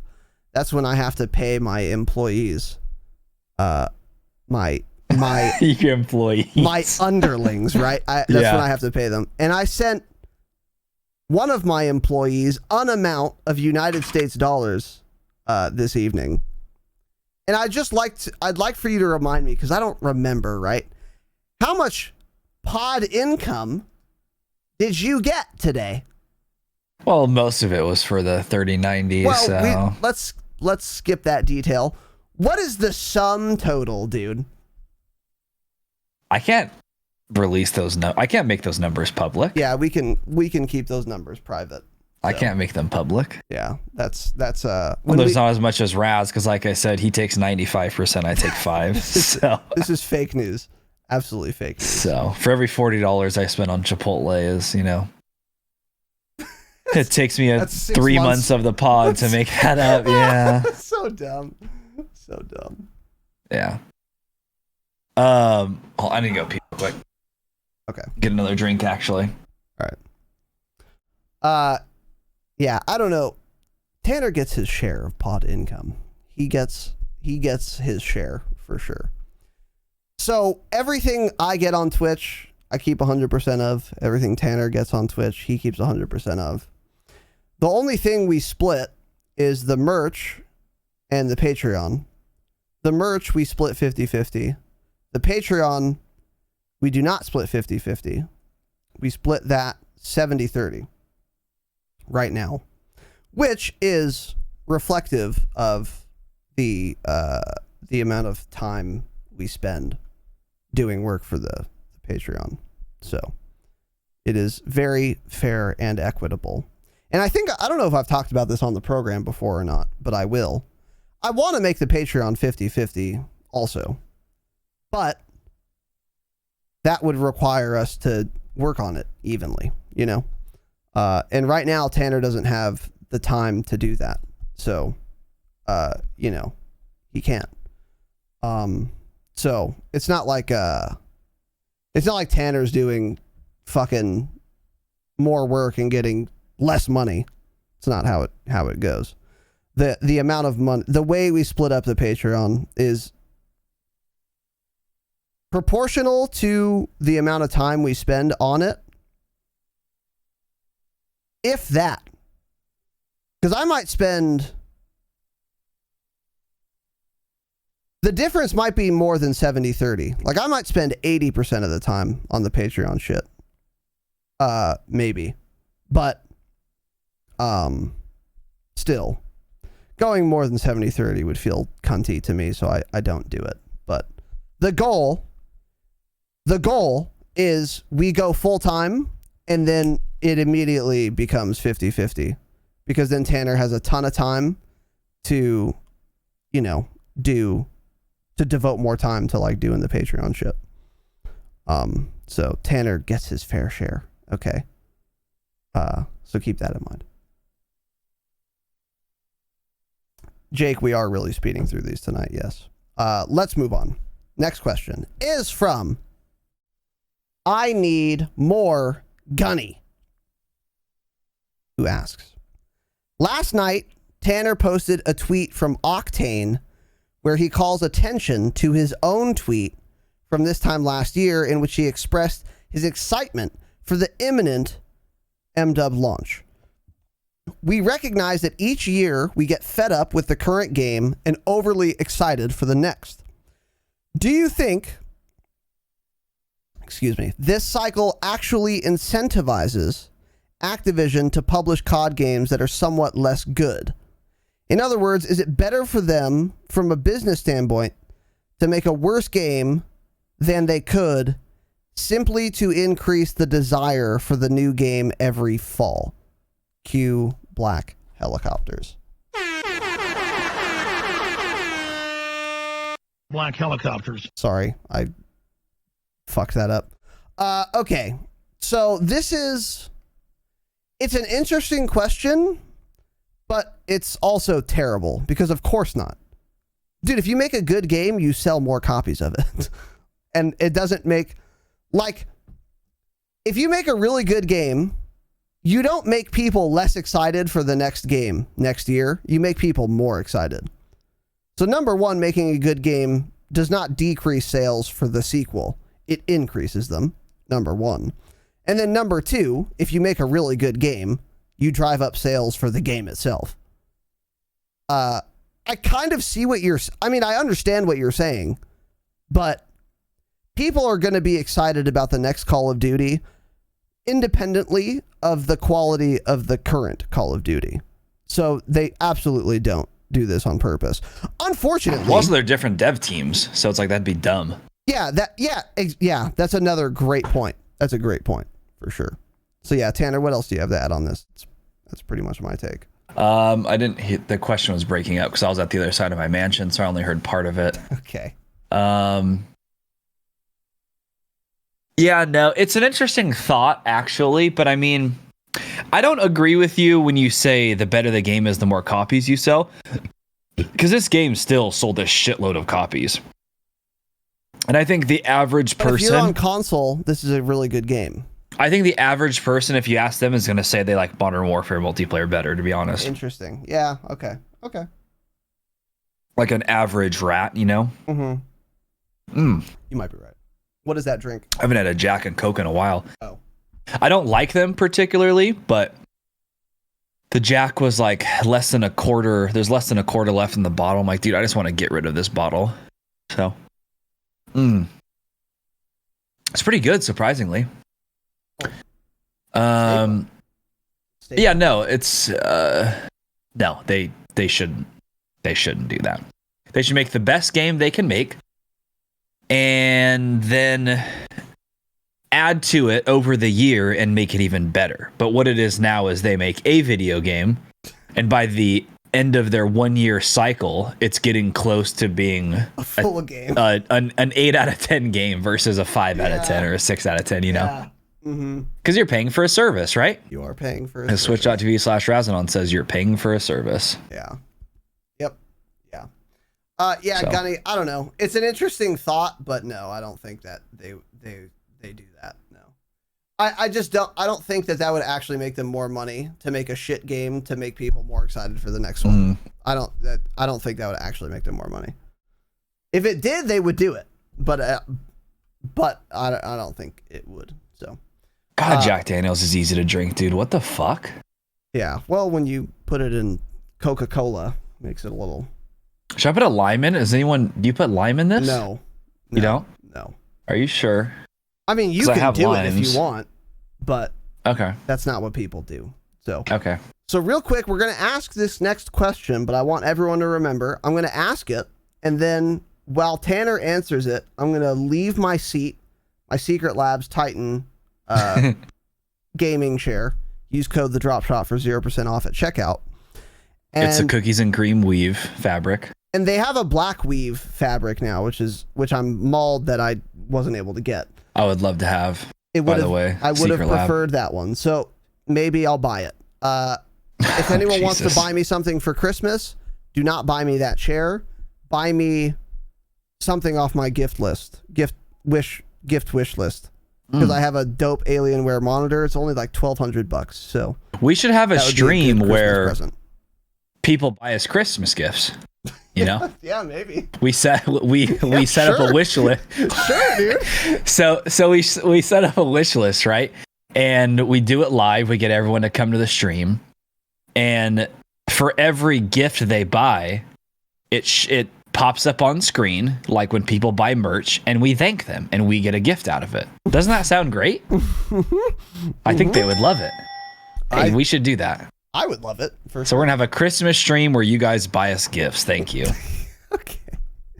Yeah, the scamming just doesn't end, dude. So anyways, I'm going to ask this question, and then I'm going to get up and piss out of my huge white dick, and then I'll be back shortly. So Chewy asks, based on the beta, so we're in the post-beta era now, Raz mostly loves Cold War, whereas Nate Gibson says it needs a lot of work. Whom should I believe? Any shills in the chat, dude? Okay. The game's already come out now, so I still think there's something to be said on this topic, though. So Tanner, what are your thoughts? I'll be right back. Okay. Well, I don't know why it takes you guys so long to figure out. You shouldn't listen to Raz when it comes to almost anything.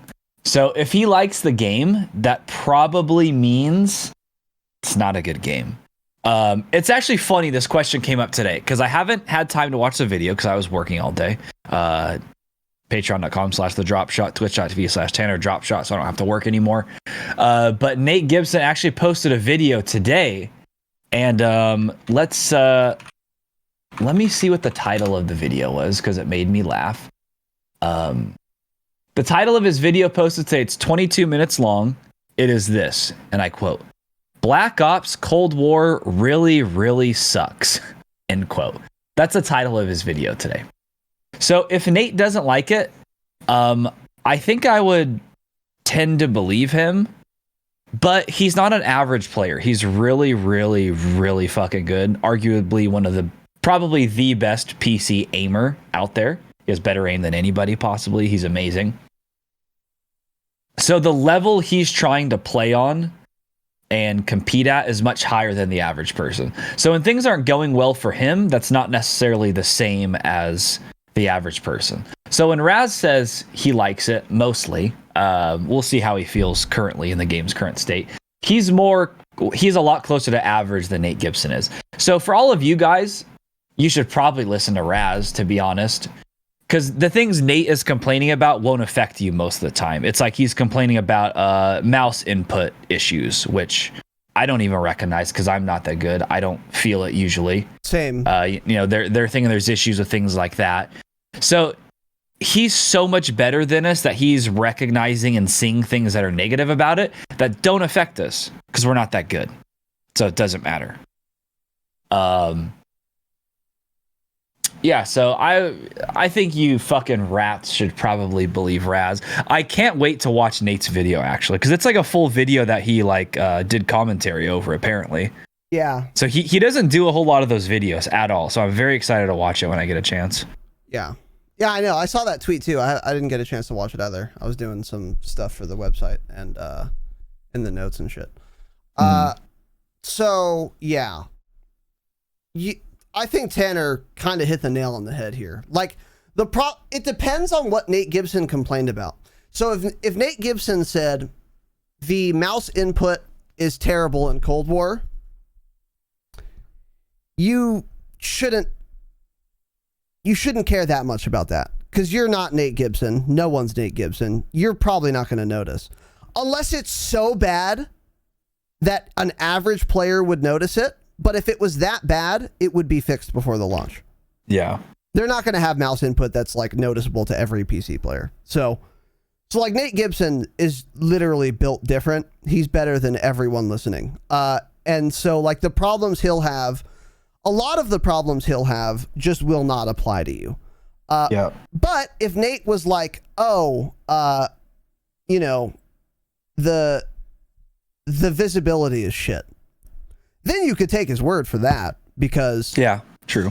It's not like, his vision's probably fine. He wears glasses, so it's actually not fine. But it's not like his vision his vision isn't what makes him insane. So like that would be a thing where you could pay attention to his criticism. You just have to parse what specifically is being complained about, I would say. So yeah, I don't know. It depends on the complaint, I would say. But yeah, I don't know. I don't have much more else to say on this because I think Tanner kind of nailed it. So let's God damn it. Let's move on Tanner, is everything okay? Yeah, I was just trying to type in my own emote and I didn't know the name for it, so I got mauled. Yeah, well, you're dumb. So, Jay Bunner asks a question. We all know how much of a broken nightmare this game, Modern Warfare, can be at times. It often feels like when they fix one bug, another pops up like whack-a-mole. I wish that were true, but if you fix one bug, 8 other ones pop up like whack-a-moles, like whack a clan of moles. What is it called? There's like a gaggle of like hens. There's a murder of crows. There's a flock of seagulls. Okay, let's keep going. Okay. Let's keep going. Thank you. So do you guys think Supposed to knock these out? There is a possibility that the devs are very aware of how much of a buzz these bugs create in the community? What's with all the black helicopters today? Do you think there is a chance they turn a blind eye to a lot of issues, knowing big streamers will talk about it and content creators will inevitably make a video on how broken something is? It would make sense as a business to create a controversial, game-breaking mechanic, that people can exploit to bring in more viewers and players. What do you guys think? Black helicopters. Go ahead. Of course not. They're just... game development must be very, very difficult. I wish I knew about it to see how they do things. It's either very difficult or Infinity Ward, Activision, Treyarch. Not even Treyarch, dude. Just Sledgehammer. No, okay. Cold War is not as buggy as MW. Not buggy at all, really. Yeah, well, it had the issue where I was crashing constantly, and a lot of people were, and it's got bugs like it's bricking Xboxes and PS4s, but in terms of the actual game... that's kind of a big deal, yeah. That's kind of a big deal, but in terms of actual just little bugs here and there, that's true. It's not nearly as bad. Most of the bugs with Modern Warfare, though, came with Warzone more than... I mean, there was a shit ton in multiplayer as well, but a lot of it was just Warzone. That's true. So no, of course I don't think they create bugs on purpose. I don't think they would even know how to do that. They wouldn't know how to make the bugs, because I know during the poly-transgender weapon, what did you call that thing? Yeah. Whatever it is. Transgender. Poly-transgender weapon glitch. TOS. I think we called it the demon polygon transmog glitch. Demon polygon transgender demon, mog, polygon, whatever. Transgender. Whatever it is. I know. Support Elliot Page on this program. Let's move on. I'm laughing in game, of course. I know that was very difficult for them to fix. That's what my brother-in-law had said too, is that his buddies that work there were talking about it. And he was like, they basically don't know how to fix it. And it took them a while. And hey, it still was never perfectly fixed. It still isn't to this day. So they definitely don't do these things on purpose. It's just like, I actually don't understand it. Is it just like lines of code that get screwed up? I mean, I don't know. It must be a nightmare to do this shit. Coding. Like, just think of little PC issues we have all the time, like my sound issue, but then on a bigger scale of a video game that you created. Yeah, but everyone does it correctly except Infinity Ward. I don't accept this at all. And they're a AAA title. That's true. They are. That's true. So, okay. H1Z1 had eight devs working on the game, and it was still less buggy. It was full of cheaters, but it was less buggy. Yeah, exactly. So I think this is actually, and Jay Bunner, I love you. You've been a supporter and a friend of the pod for a long time, and I don't hold this against you. With that said, this is the dumbest question we've ever received. There's just no way around it, right? Because think of like, okay, so you create a bug on purpose so that people make videos about it. Who would be the people making videos about it? People who make a Call of Duty YouTube video every day anyway. Like Dismo, Swag, Nick Merckx, all these people who make Call of Duty videos, they make Call of Duty videos every day regardless. If the game is shit, they'll do it. If the game is great, they'll do it. So the video's coming. You're not going to create more videos by making a game-breaking bug. That's not how this works at all. They're going to make the videos either way. So then the question is, Would you rather people on the internet be making videos talking about how fun your game is to drive up sales, or about how broken it is to get people to refund their pre-order? Obviously, the former. So this is an insane conspiracy theory that actually doesn't make any sense. There's no fucking way. And by the way, Infinity Ward can't even write patch notes. They're not competent enough to make a bug on purpose. They can't even write patch notes. Once. They are 0 for what? 70 on patch notes? And they're going to make a bug on purpose? Okay. Absolutely fake news. So, Jay Bunner, thanks kind of for the question. Kind of mauled at it. But I love you. And kind of mauled at it. And you are hereby absolved of your sins. So, let's move on here. Kuiper, change it. Would you want to see Night Warzone continue into Cold War's version of Warzone? Tanner. If it's a LTM, sure. I don't care. I probably wouldn't really play it. The night mode wasn't actually as bad as I thought it was going to be. I don't think I ever played it. It was, well, we played the Halloween thing. Oh, the zombies thing. Yeah. That's what I'm thinking. That's what I'm thinking of. That's the only one I played. Yeah. But yeah, it was okay. If they do some sort of LTM, that's fine. But if it's like always there, then no, of course not. Yeah. Yeah, my answer is I don't care and no. The night thing is not interesting to me. So, thanks. Next one. Shimak 15 wrote a question that's too long. We'll try and breeze through it here. Yeah, it's entirely too long. Shimak. Would you want there to be an LTM limited time mode where Warzone is modeled after PUBG and take away the loadout drop? So I've read this question.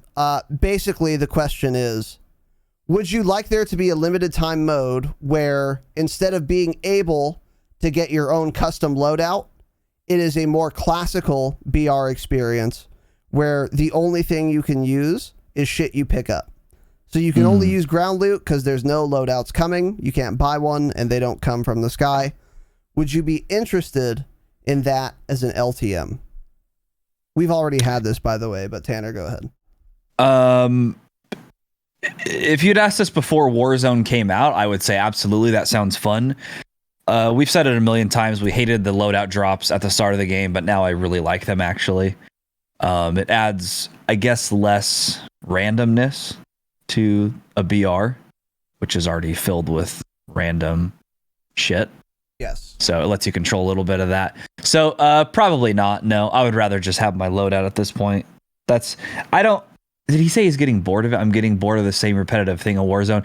It's not that, though. It's something to do with that. It's like you're getting bored of the map and how people play it. You're not getting bored of, trust me, you would get way more bored of going 2 weeks with having to pick up all your attachments for your gun. That's even more boring. Yes. I would just rather have my loadout drop at this point. So I think it's a good idea they did it that way. And, props to them. I hated on it at first, but I came around. So I agree 1,000%. Yeah, Tanner and I had the same opinion on this, and we've said this before. We were totally wrong on our opinion of the loadout thing. I think now that I have some distance between it, the reality is, if there wasn't a loadout drop, then Warzone would just be just another BR. And it wouldn't be nearly as popular, for sure. Yeah, of course not, because there would be nothing unique about it. Because, like, what's the biggest unique thing about Warzone? It's the loadout drop. Yeah. Like, if it didn't have that, it would just be PUBG and the reskinned. The train. And the juggernaut. And the vehicles. Stim glitch. Polygon bugs every patch, which is a fun feature. Yeah, no. I mean, by the way, this was a limited time mode, and it was not very popular. And again, I think the reason for that is actually kind of obvious.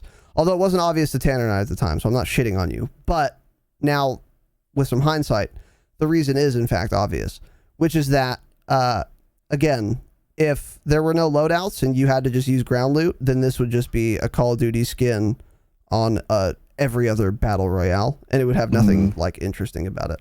Like that's why Fortnite is so popular too. Like Fortnite is a BR, but it has a unique feature, which is you can build shit. That's why Fortnite is so popular. Because if it didn't have the building, then it would just be a cartoony looking PUBG. And it's like, that's already been done, so let's do something new. So Warzone did that with the loadouts, and I think it was like actually a smash hit for good reason. I actually really like it. So I don't care if it's an LTM, but I don't think it would be as fun as typical Warzone. So let's move on here. Ryan Set. This is an interesting question. How does Gabriel Saul Perez, Covina, California, Hispanic male, 29 years old, Lyman Avenue, Covina, California. Oh, it's already in there. Okay. Well, you fucked up the order catastrophically. Feel about getting doxxed getting doxxed in every episode, Tanner. I don't think he cares. I think he likes the attention. He's okay with getting doxxed. So I'm actually texting him right now, making sure he's going to be online. Yeah. Yeah. That's a great Gabriel Saul Perez response. What did he say? He said, okay, right? No, Did he say no. okay? No, Oh, okay. He's a better texter now. I said, you awake, big dog? He said, I'm up, about to eat some strawberry shortcake. And then he asked when we were going to be streaming, and I said, I don't know, maybe 30 minutes or something. Yeah. And I said, I need you on your game, buzz, not drunk. And he said, I'll have a solid buzz going by then. That's a solid answer, dude. I like Gabe when he has a solid buzz. Yeah. Yeah. Well, so every day, right? Yeah. Well, he is every day because he's unemployed. He's unemployed and homeless. So that is correct. Yeah. He takes his PC and he sits outside of Starbucks. He doesn't use a laptop though, because Raz gave him the advice to buy a desktop. Even though he's homeless. True. So he carries around his monitor, his keyboard, his mouse, his HDMI, DisplayPort cables, his Elgato key light, and sets it all up wherever he goes. So. I don't know about the key light, but yeah, that is correct. Yeah. He doesn't mind getting doxxed. He doesn't give a flying fuck. He's pretty laid back. Yeah. So Gabe doesn't actually live on Lyman Avenue. His parents do. Nice parents as well. Great parents. His mom especially, great lady. Yeah, she's a nice lady. God, she used to make me the biggest breakfast when I would sleep there at night, dude. Really? We would wake up the next morning, like she would wake us up and she'd be like, oh, I made breakfast for you guys. And I just walk out, dude, fucking eggs, bacon, sauce. Like it was like out of a movie. Like eggs, bacon, sausage, hash browns, fucking pancakes, juice, syrup, all of it on the table. Extra pancakes on the table, a pitcher of juice. I was like, oh my God, dude. It was insane. It's that white mom energy, dude. That white suburban mom energy. She's Hispanic, but yeah. No, she's not. Hispanic male. She's part Hispanic, yes. Oh, she is? Yeah. I thought she was just a white bitch. Okay, well, don't call his mother a bitch. I'm pretty sure his dad is probably... I'm pretty sure Holy shit, that was so funny. I'm pretty sure his dad is full. And his I'm positive his dad is full. I've seen it. And his mother is half and half split. Interesting. Okay. She's a mutt. Well, okay, let's move on for sure. Yeah. Ryan, Gabe doesn't fucking care. I wouldn't do it if Gabe cared. Now, if we did it to Ben or something, he would probably care. Are you guys serious? Why would you tell people that? Yeah, Ben would probably mauled about it for sure. Because you guys aren't going to... First of all, it's not his actual address. And he doesn't... Yeah, he doesn't care. His parents are moving anyways, so... I think, yeah. And, I didn't know that. Interesting. Where are they moving to? They want to move out to, like, Norco. They want to buy, like, a big property so they can have horses. Oh, interesting. Yeah, if they move out there and Gabe's still where he's at, it's a far drive. It's like an hour drive between them, probably. Damn. It's a long fucking way. Yeah. Mm-hmm. Well, you and him are going to be living next door to me pretty soon in the gaming house. That is true. Well, he needs to fucking stop. He needs to get a job, right? Because he's unemployed. He gets paid more than having a job. Why would he get a job? That's a good point, especially with President Harris in office. We'll never have to work again. Yeah. Well, yeah, for sure. We'll be big. We'll be standing in bread lines, but we'll never have to work again. Bread lines. Yeah. I'll never eat a piece of meat again, but it's fine. I won't have to work, so who cares? Yeah. Well. Any socialists in the chat? Socialists fucking malding right now, by the way. Hey, fuck socialism. How about that? Jesus, You bro. commie dogs. You should be dragged in the street and drawn and quartered and shot like Mussolini. We've never in a tried video game, of socialism, course. though. The only time socialism has ever been tried in the world, it's not true socialism, right? Yeah. Isn't that what they always say? That Fucking is what rats. they always say. The dumbest thing I've ever heard. That is, Oh, that's not true socialism. Okay. oh, it's not Okay. socialism. We've never tried. Yeah. Yeah, what is it? The one people, is it Venezuela people always bring up? Like, that's not socialism. Well, it's always an Venezuela's excuse. the most recent example. Yes. Yeah. Yeah. Which is, hey, by the way, any Venezuelans in the chat? Probably not, because they don't have electricity. They don't have a bread So- line because there's no bread. There's no bread. They're dying every day. F's in the chat for the Venezuelan citizens. Let's for sure Heart move goes out on to them. before we get our accounts terminated. No, Gabe doesn't care. I think Tanner was right. Like, he just likes the attention. Gabe's a little attention slut. He's a slut. In I don't many think ways, so. No, but I don't think he's an attention slut. No, he's not an actual attention slut. No, Gabe's. He's a dumb whore, but he is yeah. a dumb whore. We love Gabriel Saul Perez. AOC just canceled her Patreon. Yeah. Keep that in mind for sure. J-Web's malding. Yeah, J-Web is malding. By the way, a doctor, Go to Venezuela. a capitalist doctor who's gifted more subs to this program than any person on planet Earth is unironically going to start defending socialism in this chat. Hey, doc, you wouldn't be able to gift subs if this was I would the be getting socialist paid as much as he is. republic. Yeah, well, he would be getting paid as much as you are. I think would be closer to true. Yeah. So let's move on before we get our accounts terminated. They're probably already terminated, actually. The stream's offline. Evicted Fetus asks, why does my pee-pee itch? Next question. Go Blue Mason asks, I'm brainstorming a Cowboys versus Native Americans Indigenous Peoples mode and would like your input. Indigenous peoples. Indigenous Jesus. peoples get crossbow with any attachments, and Cowboys either get a Mark II carbine this with is a 3X. This is TOS for Does sure. this get worse? Okay. Or, This gets worse. Or a 725 with 3X and slug rounds. That's one of the best questions we've ever been asked. Okay. Everyone gets throwing knives as lethal and combat knife is secondary. Indigenous peoples get high alert and heartbeat sensor because they know the land. That's actually not this is actually kind of clever. I don't think it might be TOS, but I don't think this is actually offensive yet. And Cowboys get stims. How could this be further improved? Potential Damascus hangout mode. This is actually very creative and quite genius. Go Blue I don't Mason. think. First of all, I your don't even language know is how that could- problematic, Mason. So let's change that. But anyway, Can you sorry, really not Tanner. say that word? Is that a canceled word? It's a canceled word, yeah. Unless you're Even if it's unless not you're used like referring to- negatively? if you're referring to people from India, then they are Indians. But if you're referring to Native Americans, then they are Native Americans, indigenous peoples, That's crazy. etc. That is in fact canceled. I don't like that. Okay. Dude, this is extremely creative. Actually, I don't know, you can improve that. You got it all, dude. The carbine, the 725. The only thing I can think about is because they know the land, the parenthetical. Because that's a they know great, the land. Yeah, that's a great little addition. heartbeat because they know the land. Yeah. Oh, it didn't help them too much, I guess. Okay, let's our accounts are banned for sure. move on. Yeah, let's Okay. for sure move on. Wait, why do the Cowboys get stims? I think because Go Blue Mason Because is they a have racist. medicine? Yeah, well, he's a racist, Got right? it. Yeah, And he yeah, thinks for only sure. the white man has access to technology and science. To modern medicine. Yeah, correct. Yeah, When in fact they probably got their modern medicine from the indigenous peoples. yeah, of course, of course. I guess. Would Dude, this this be is balanced? extremely creative. It is creative. Would this be balanced though?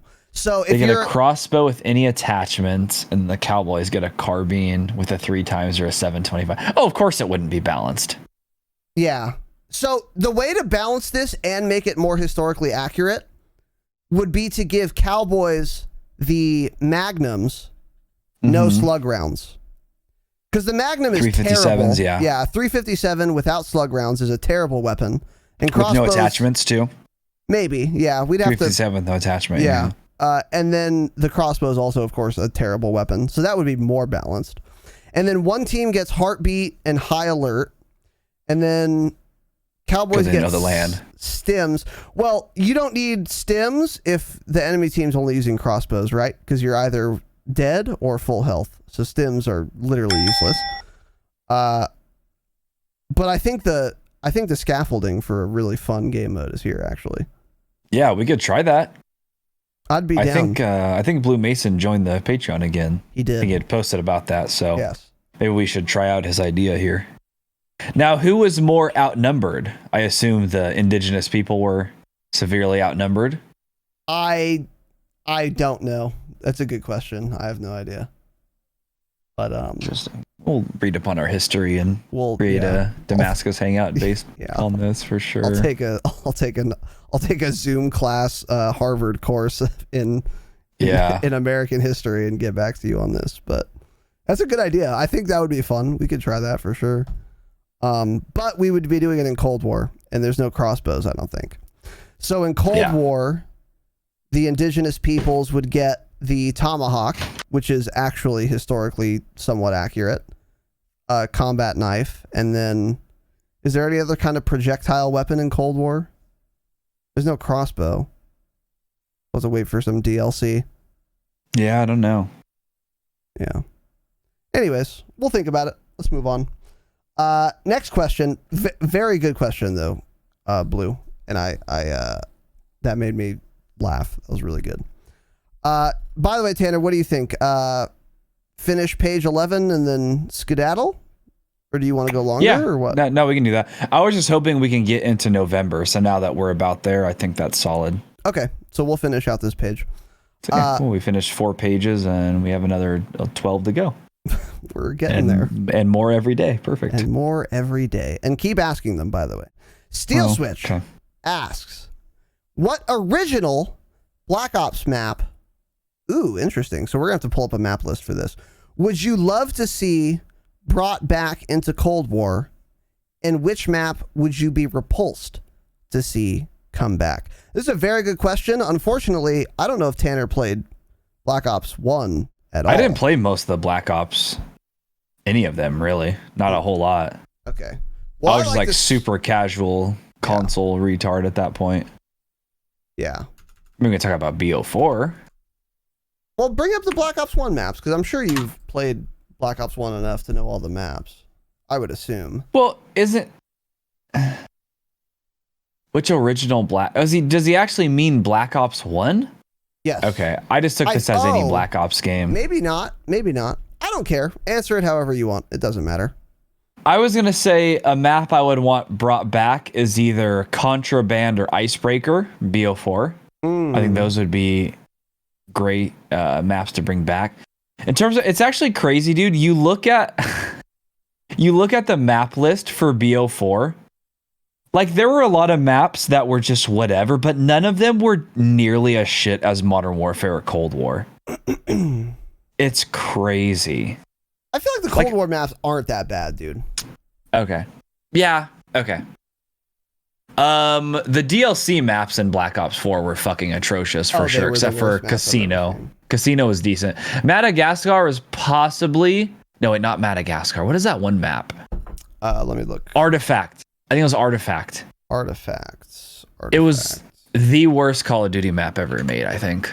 Black Ops 4. Oh, wait. If it's the map I'm thinking of. It's like outside, and there's it's just a bunch of little It's a bunch of rock formations. That is terrible. Terrible fucking map. And Masquerade was dog shit too. Masquerade was really good, actually. It was actually a great map that was 100% too large. So if it was 50% smaller, Masquerade would be really good. but it was just way too big, Yeah.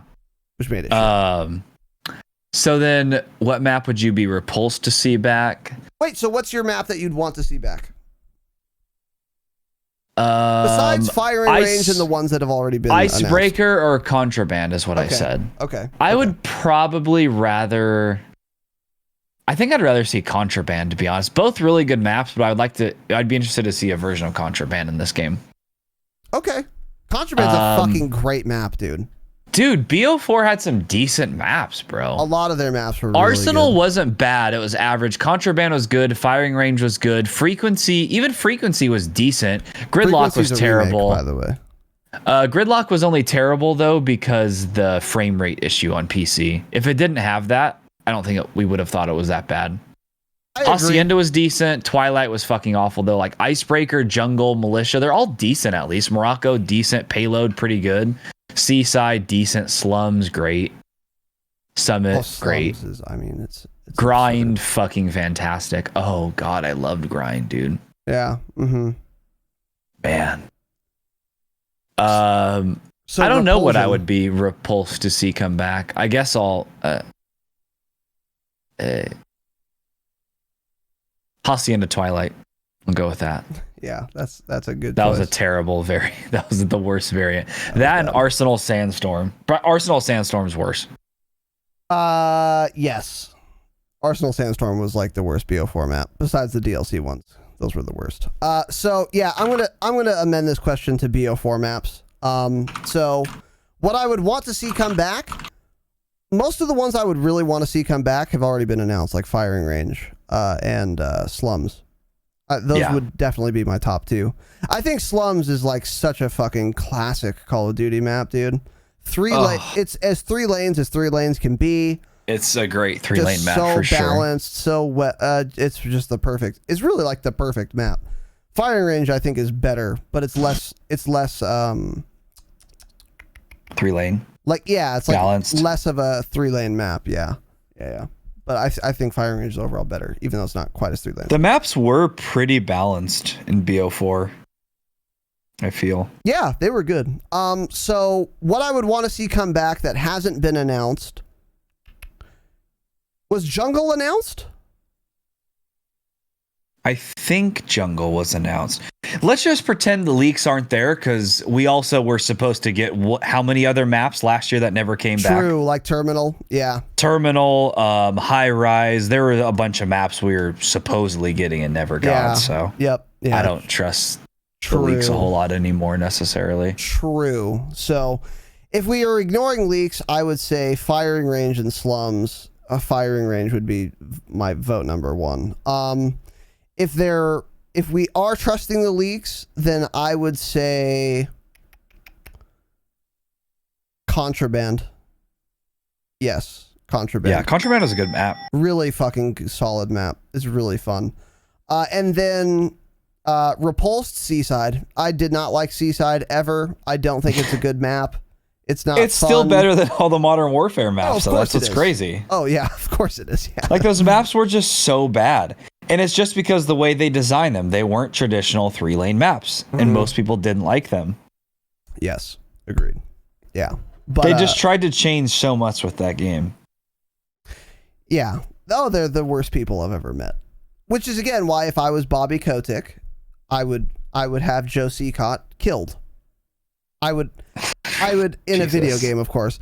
Bobby Kotick makes so much money that he could go on the dark web and find some assassin to just God, we're never gonna get a sponsor to kill Bobby Kotick, and I would pay extra to have it done in front of his wife and children.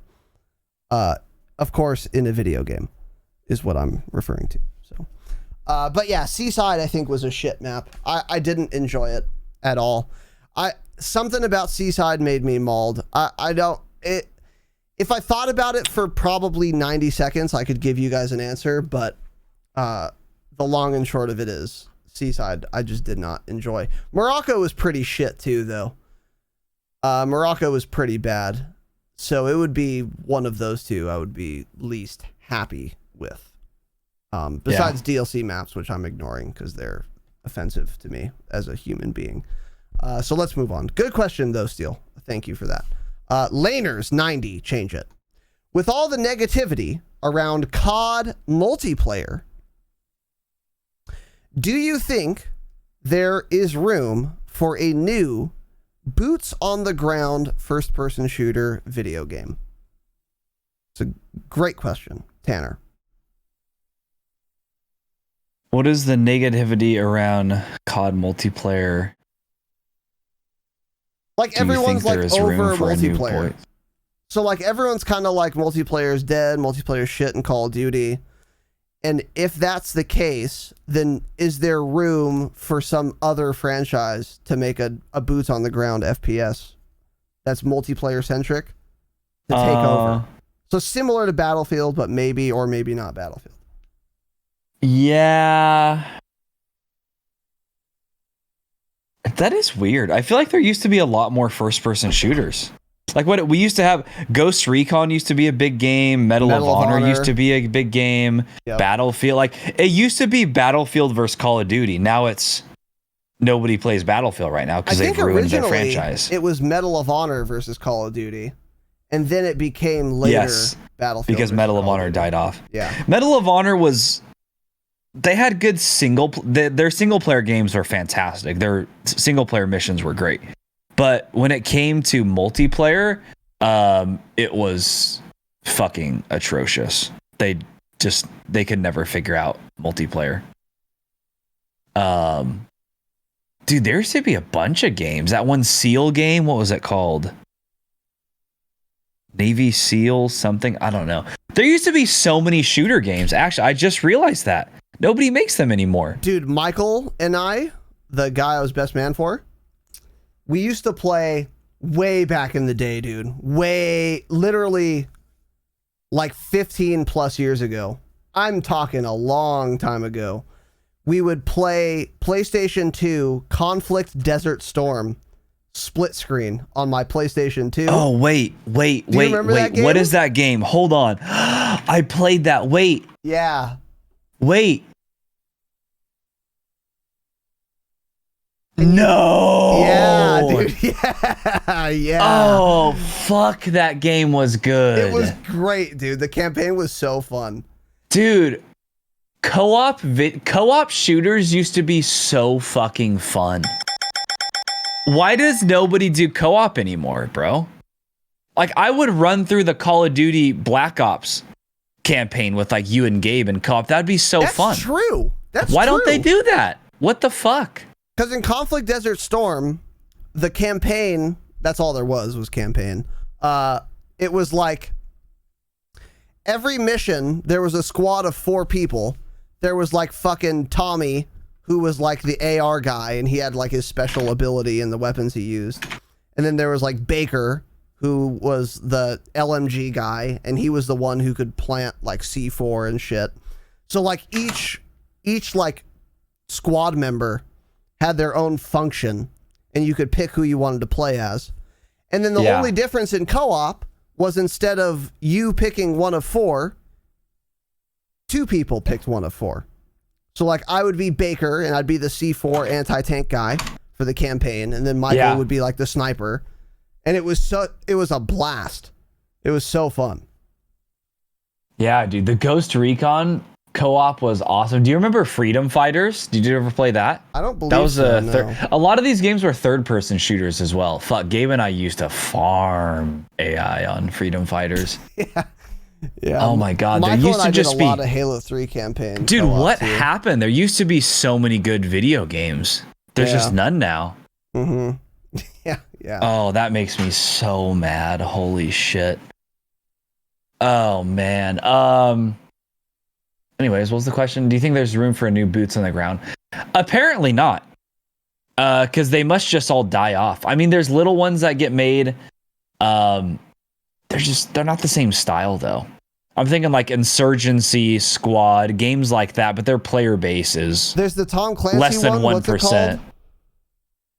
The new one's like Rainbow? Operation Breakpoint or something. No. Siege. Yeah. Siege is also 1% of the player base of Call of Duty. But yeah, that I always thought that was a good game. And I would love to play that actually. That's one of those things again where it's like we don't have time to get another video game. I would fucking love to play Siege though. Yeah. Ben and I used to play a lot of that. A lot of teamwork involved. I feel like it would be a fun game to stream if we all knew what we were doing. Yes. If we had like 3 of us or something. True. But no, I don't. It's obvious you can't compete in the market, is what it seems to be, because just not that many people make these type of games anymore. Yeah. So, yes, agreed. Like, Call of Duty is it's such a big franchise now that it would be very hard for someone to compete with it. And like if you tell someone, oh, I play Call of Duty, like my mom knows what Call of Duty is. My mom doesn't know what any video games are. Except for Call of Duty and like Fortnite. Well, Like because her son runs the hottest up and coming podcast, which is related to Call of Duty. That is, of course, maybe part of it. Although, like, Call of Duty is like synonymous with like video games. Like it's that big. Yeah. So to enter this space, like you're competing with, I mean, say what you will about Call of Duty, but they have probably the largest sum of just capital in their coffers in certainly in the FPS space. Maybe Epic Games with Fortnite has more. Fortnite has really died off though. That's true. And it's just a different thing. It's a BR. So is there room for a new boots on the ground FPS? The closest game to Call of Duty right now, as far as multiplayer is concerned, is Battlefield. That is the thing that is the most similar because it's first person. It has like domination type of play list. You can go on kill streaks. You can customize your class and get attachments on your gun. That's like the closest thing to Call of Duty right now. And I think Battlefield could make a resurgence and be a real competitor in this space and take a lot of market share. Will they? Don't know. Probably I would love for them to be honest. not. But it would be super great. And by the way, if you're into Battlefield, make sure to check out The Objective, a Battlefield podcast hosted by a friend of the program, Dubfire. So make sure you search that up on iTunes, leave him a 5-star review and rating. It would be very helpful for him. He's a good dude. But I think if the next Battlefield next year is set in the modern era, I think it could be a fucking banger, and I really hope it is. Like, the only other game I've put a shitload of hours in besides Call of Duty 4 is Battlefield 2. And it was because I played a lot of Battlefield 2 and a lot of the Battlefield 2 mod, Project Reality. Like, I would love for that game to come back. yeah. Yeah, I think that's the closest thing. So, yeah. So, I mean, Battlefield could, like, reconquer the space. Maybe not conquer, but it could really get establish a foothold again, to use military terminology. Do I think there's room for a new boots on the ground FPS? Here's the beauty of capitalism. Socialists malding in the chat. Mad and balding. They're malding socialists. The beauty of capitalism is a new boots on the ground FPS. Yes, I think there is always room for one. Because if it's really good and really fun, people will play it. Titanfall is another thing that was like pretty similar to Call of Duty, by the way. Halo, of course, is Jake Down, friend of the program, has said. But yeah, Titanfall's not similar to Call of Duty, but yeah. Maybe. Do you remember when you played that game for like a similar. week because Syrian started streaming it? Yes, I do. God, I'm a Syrian simp, dude. Whatever You Syrian does, I will fucking do. It's a fun game, but the mech thing makes it not fun. Yeah. If Titanfall 2 just didn't have mechs, I would have liked it a lot more. Isn't that weird how there's a lot of games that are fun like that, but you just kind of stop playing them. Even though like, oh, this game was fun, but you just, like, you stop playing it for little reasons and never go back to it. That's why, and that's such a good point, Tanner. And the reason for that, this is what Call of Duty figured out. Call of Duty has camos, it has prestige, it has calling cards, it has challenges. That is what keeps people playing. And it has customizable kill streaks and shit. Because most FPSs that are arcade style, like Call of Duty, it's like you play the game, and no matter how fun it is, if there's no sense of progression outside of just the singular match, you're going to get bored of it pretty quick. That's why Call of Duty is so... Call of Duty is absolutely as popular as it is because they did the shit where you can progress your character not only within a match, but across matches. With prestige, with challenges, with camos, with gold, with dark matter, with fucking mastery camos and calling cards and shit, and all these challenges, like I said. That's the reason Call of Duty is so popular. And that's not a hard formula to figure out. So there's absolutely a world where some new developer figures this out and basically copies Call of Duty, but maybe puts their own spin on it, maybe make it super futuristic, where you can do like weird, crazy shit. But then all they really have to do is make an FPS with good mechanics and all of the insane customization that Call of Duty has, and where you unlock guns, you unlock attachments, and then they can also add in, again, something like emblems and calling cards to strive for. If any other company did this, it would be very, very, very successful. Mm-hmm. That is the reason Call of Duty is so successful. Agreed. So I think there is space. I don't see this happening anytime soon, though. But it is possible. So I do think there is room, yes. Great question, Laners. Next one from Vanilla Sausage. Okay. Change it. Probably. Why are you guys so pumped about the Black Ops release? With Warzone being the route to MDub's success, there's no reason to believe that Black Ops Cold War will have success, considering the mechanics will be different between the two games. I believe the game may only have a laughable 2 to 3 week lifespan. That's a fucking insane thing to even say about any Call of Duty. He's pretty right. He may be right, actually. No way he's right. The people want Warzone, not multiplayer. Okay, well, Tanner, make your case. What are your thoughts? Again, we'll see when season 1 comes out. There's just not enough content in this game right now, so a 2 to 3 week lifespan actually isn't out of the question, to be honest.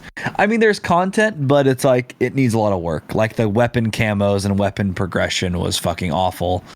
They increased the weapon XP leveling rate, so that's good. Yeah.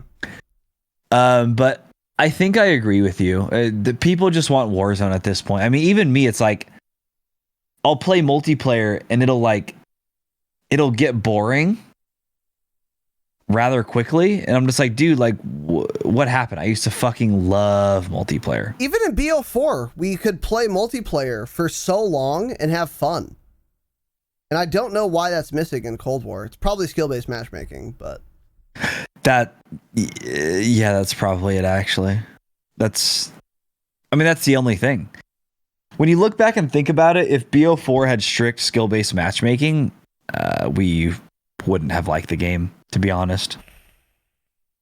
We probably would have hated it. We would play against Syrian and Nate every fucking game. Yeah.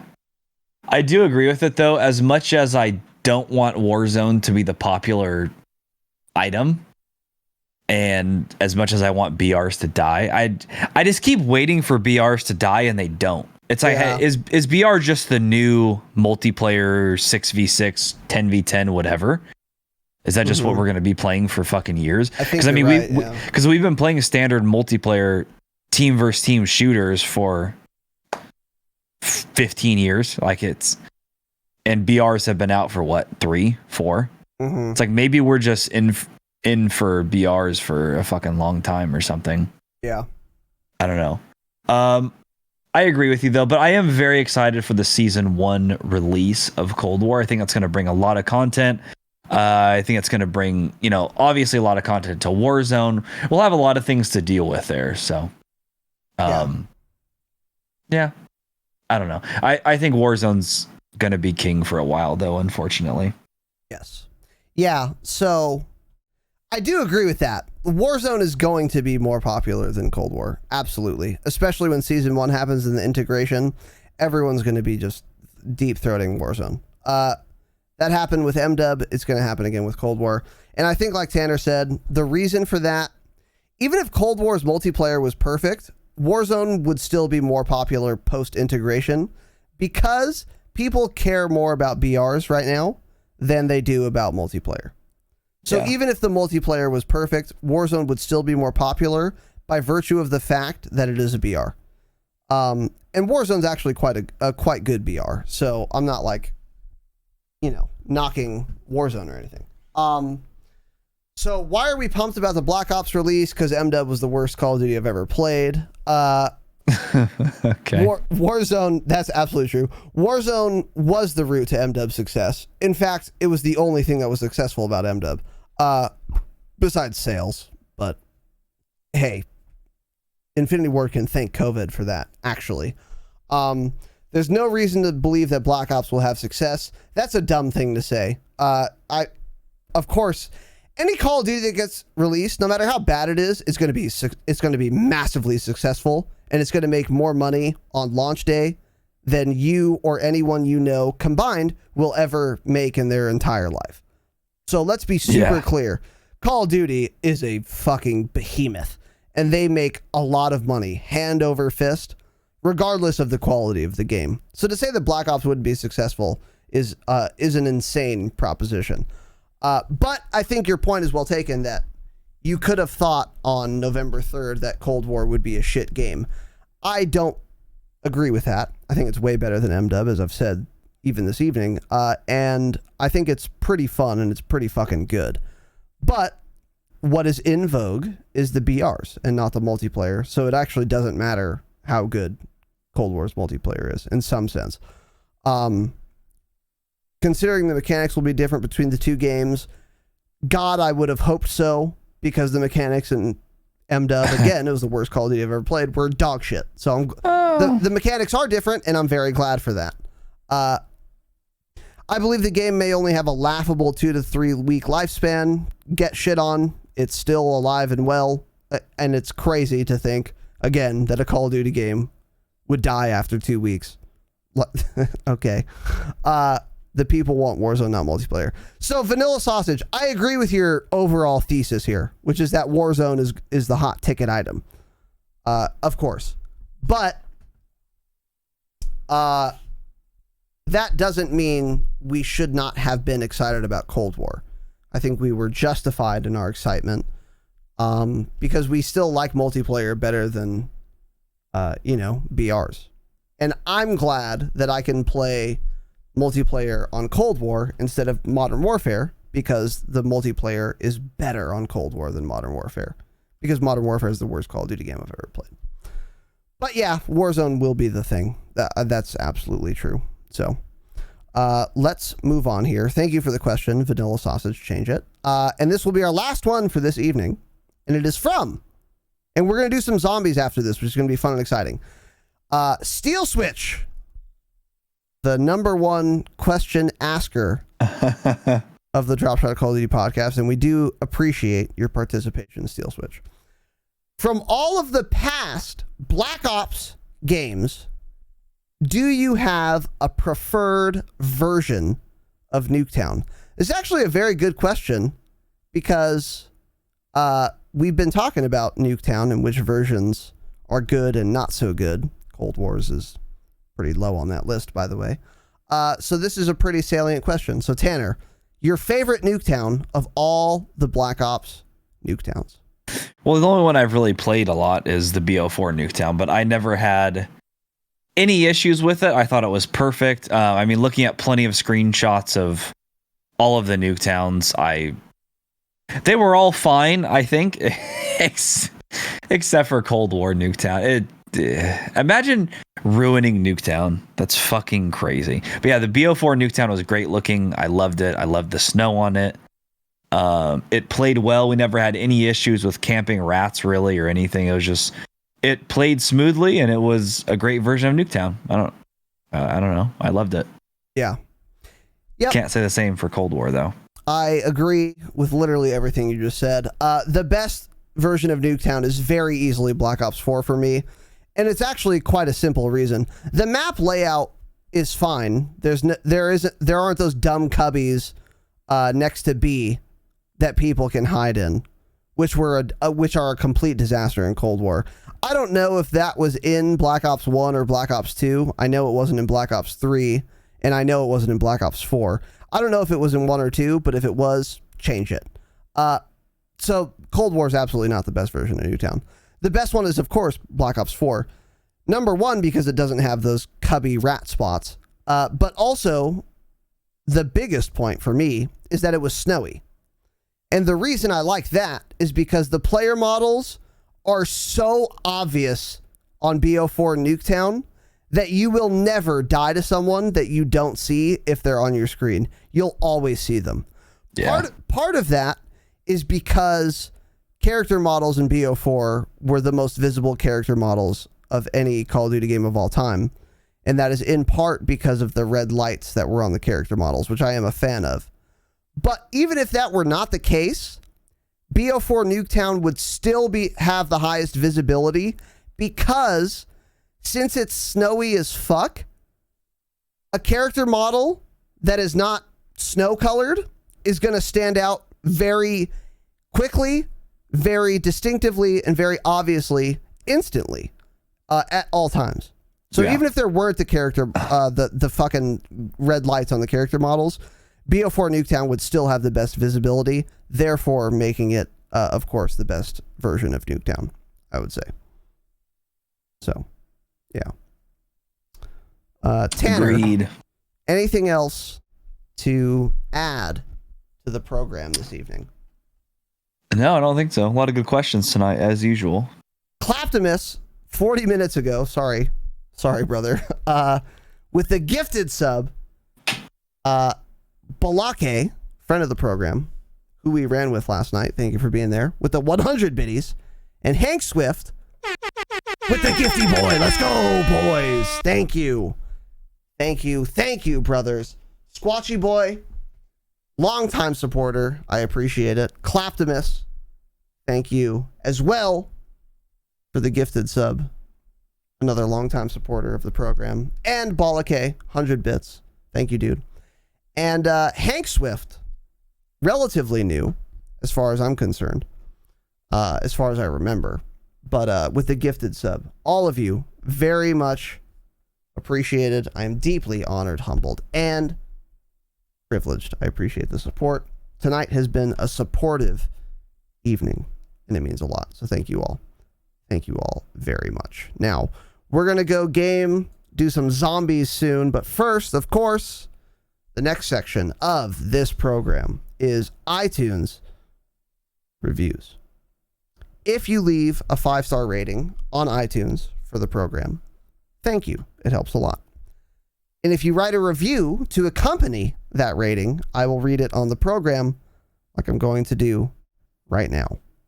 J. Zach 257. Too many numbers, but almost fine. So change it slightly. Molding Us Back to Health is the title of this review. Although I'm consistently made to feel like a literal piece of garbage for playing on console, which you are, the podcast is great. That was a joke, by the way. Keep it up, guys. Well, Jay, I appreciate the kind words, dude. Yeah, I've said this before. We joke about console players, but we're playing video games. It doesn't matter what input method you use. Doesn't matter what machine you're playing the video. It doesn't matter what machine you're wasting your time on, right? Because video games are, of course, a waste of time. So if you're playing on a PC or a console or with a controller or with a mouse and keyboard, doesn't actually matter. But I still get mauled as shit at aim assist. So I'm going to continue ribbing the controller users in this community and the Call of Duty community at large. So I just want you to remember, and I've said this many times, I'll say it again. I'm just joking. I don't care if you use a controller. It's a perfectly valid thing to do. So nonetheless, J-Zac, thank you for the kind words, and thank you, more importantly, for the analytics, you stupid bitch. Let's move on to this next one. From Christine Side. It's an interesting last name, but if it's your real last name, then you can keep it. The title of this program, or this podcast review, is Solid. Best pod by the best people. A true delight. Hell yeah, Christine. Thank you for the kind words. Thank you for the 5 stars. The analytics. You stupid bitch. That means a lot. I appreciate it. And thank you, Christine. I feel like you're a male who's using his mom's or girlfriend's account.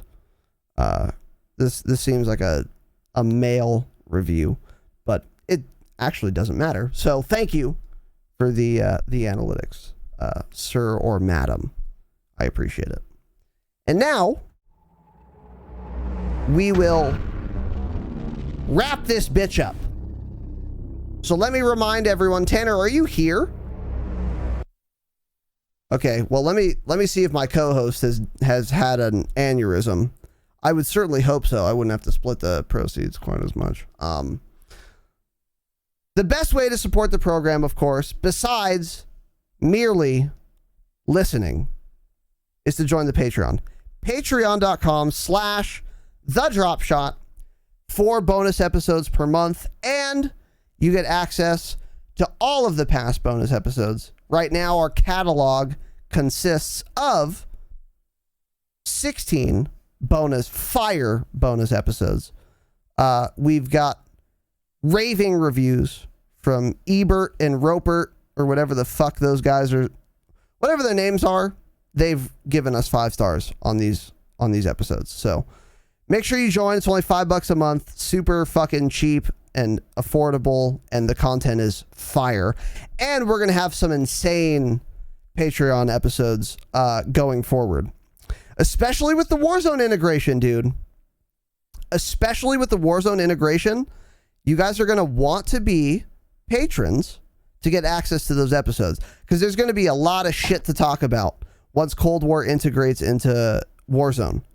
And we have some really good Patreon episode ideas slated for when that happens. So patreon.com/thedropshot, $5 a month. And also, we've been doing Warzone custom games with our patrons. And we just did our first one yesterday, and everyone loved it and had the most fun. So if you wanted to get in on that, it's patrons only. Patreon.com/thedropshot. Get scammed. So figure it the fuck out. Tanner, are you live, by the way? Yeah. Okay, good. Also, I'm on Twitter at Razinon. I'm on Twitch at Razinon. I'm on Instagram at Razinon TTV. Tanner is on Twitter at Tanner Dropshot, one word. On Twitch at Tanner Dropshot, one word as well. If you have Amazon Prime, link it to your Twitch account, and then you can give Tanner a free Twitch Prime subscription. You give him money at no expense to you, because it is included in the cost of your Amazon Prime subscription. And if you do this, if enough of you do this, Tanner will stop complaining that he's not getting his fair pay. So this would be helpful to twitch.tv/Razinon. Rate us 5 stars on iTunes. Tell your dumb fuck friends about us. I'm fewer than 50 subs away on YouTube from monetizing. So if you want more content, youtube.com/Razinon. Subscribe now. It's free. You don't have to watch a video. I don't care. Just sub, right? And then I can run ads and fucking monetize that bitch. And then I go full-time sooner. You guys get more content sooner at no expense to you. Subscribe to the fucking YouTube. It takes you 2 seconds. Search for Razinon, youtube.com/Razinon. I don't care. Make alternate YouTube accounts and sub to them on that. It doesn't matter to me. Just make it be 1,000, right? So we're super close, so figure it out. We have 2 merch stores. You can see links to those in the show notes. A couple people have bought some merchandise, and you are going to want to get in on that. So see the merch store links. It helps us a lot. and you can rep your favorite podcast with the items available there. Join the fucking Discord, of course. It is the most active I've ever seen it, and people are making friends and sucking and fucking every day.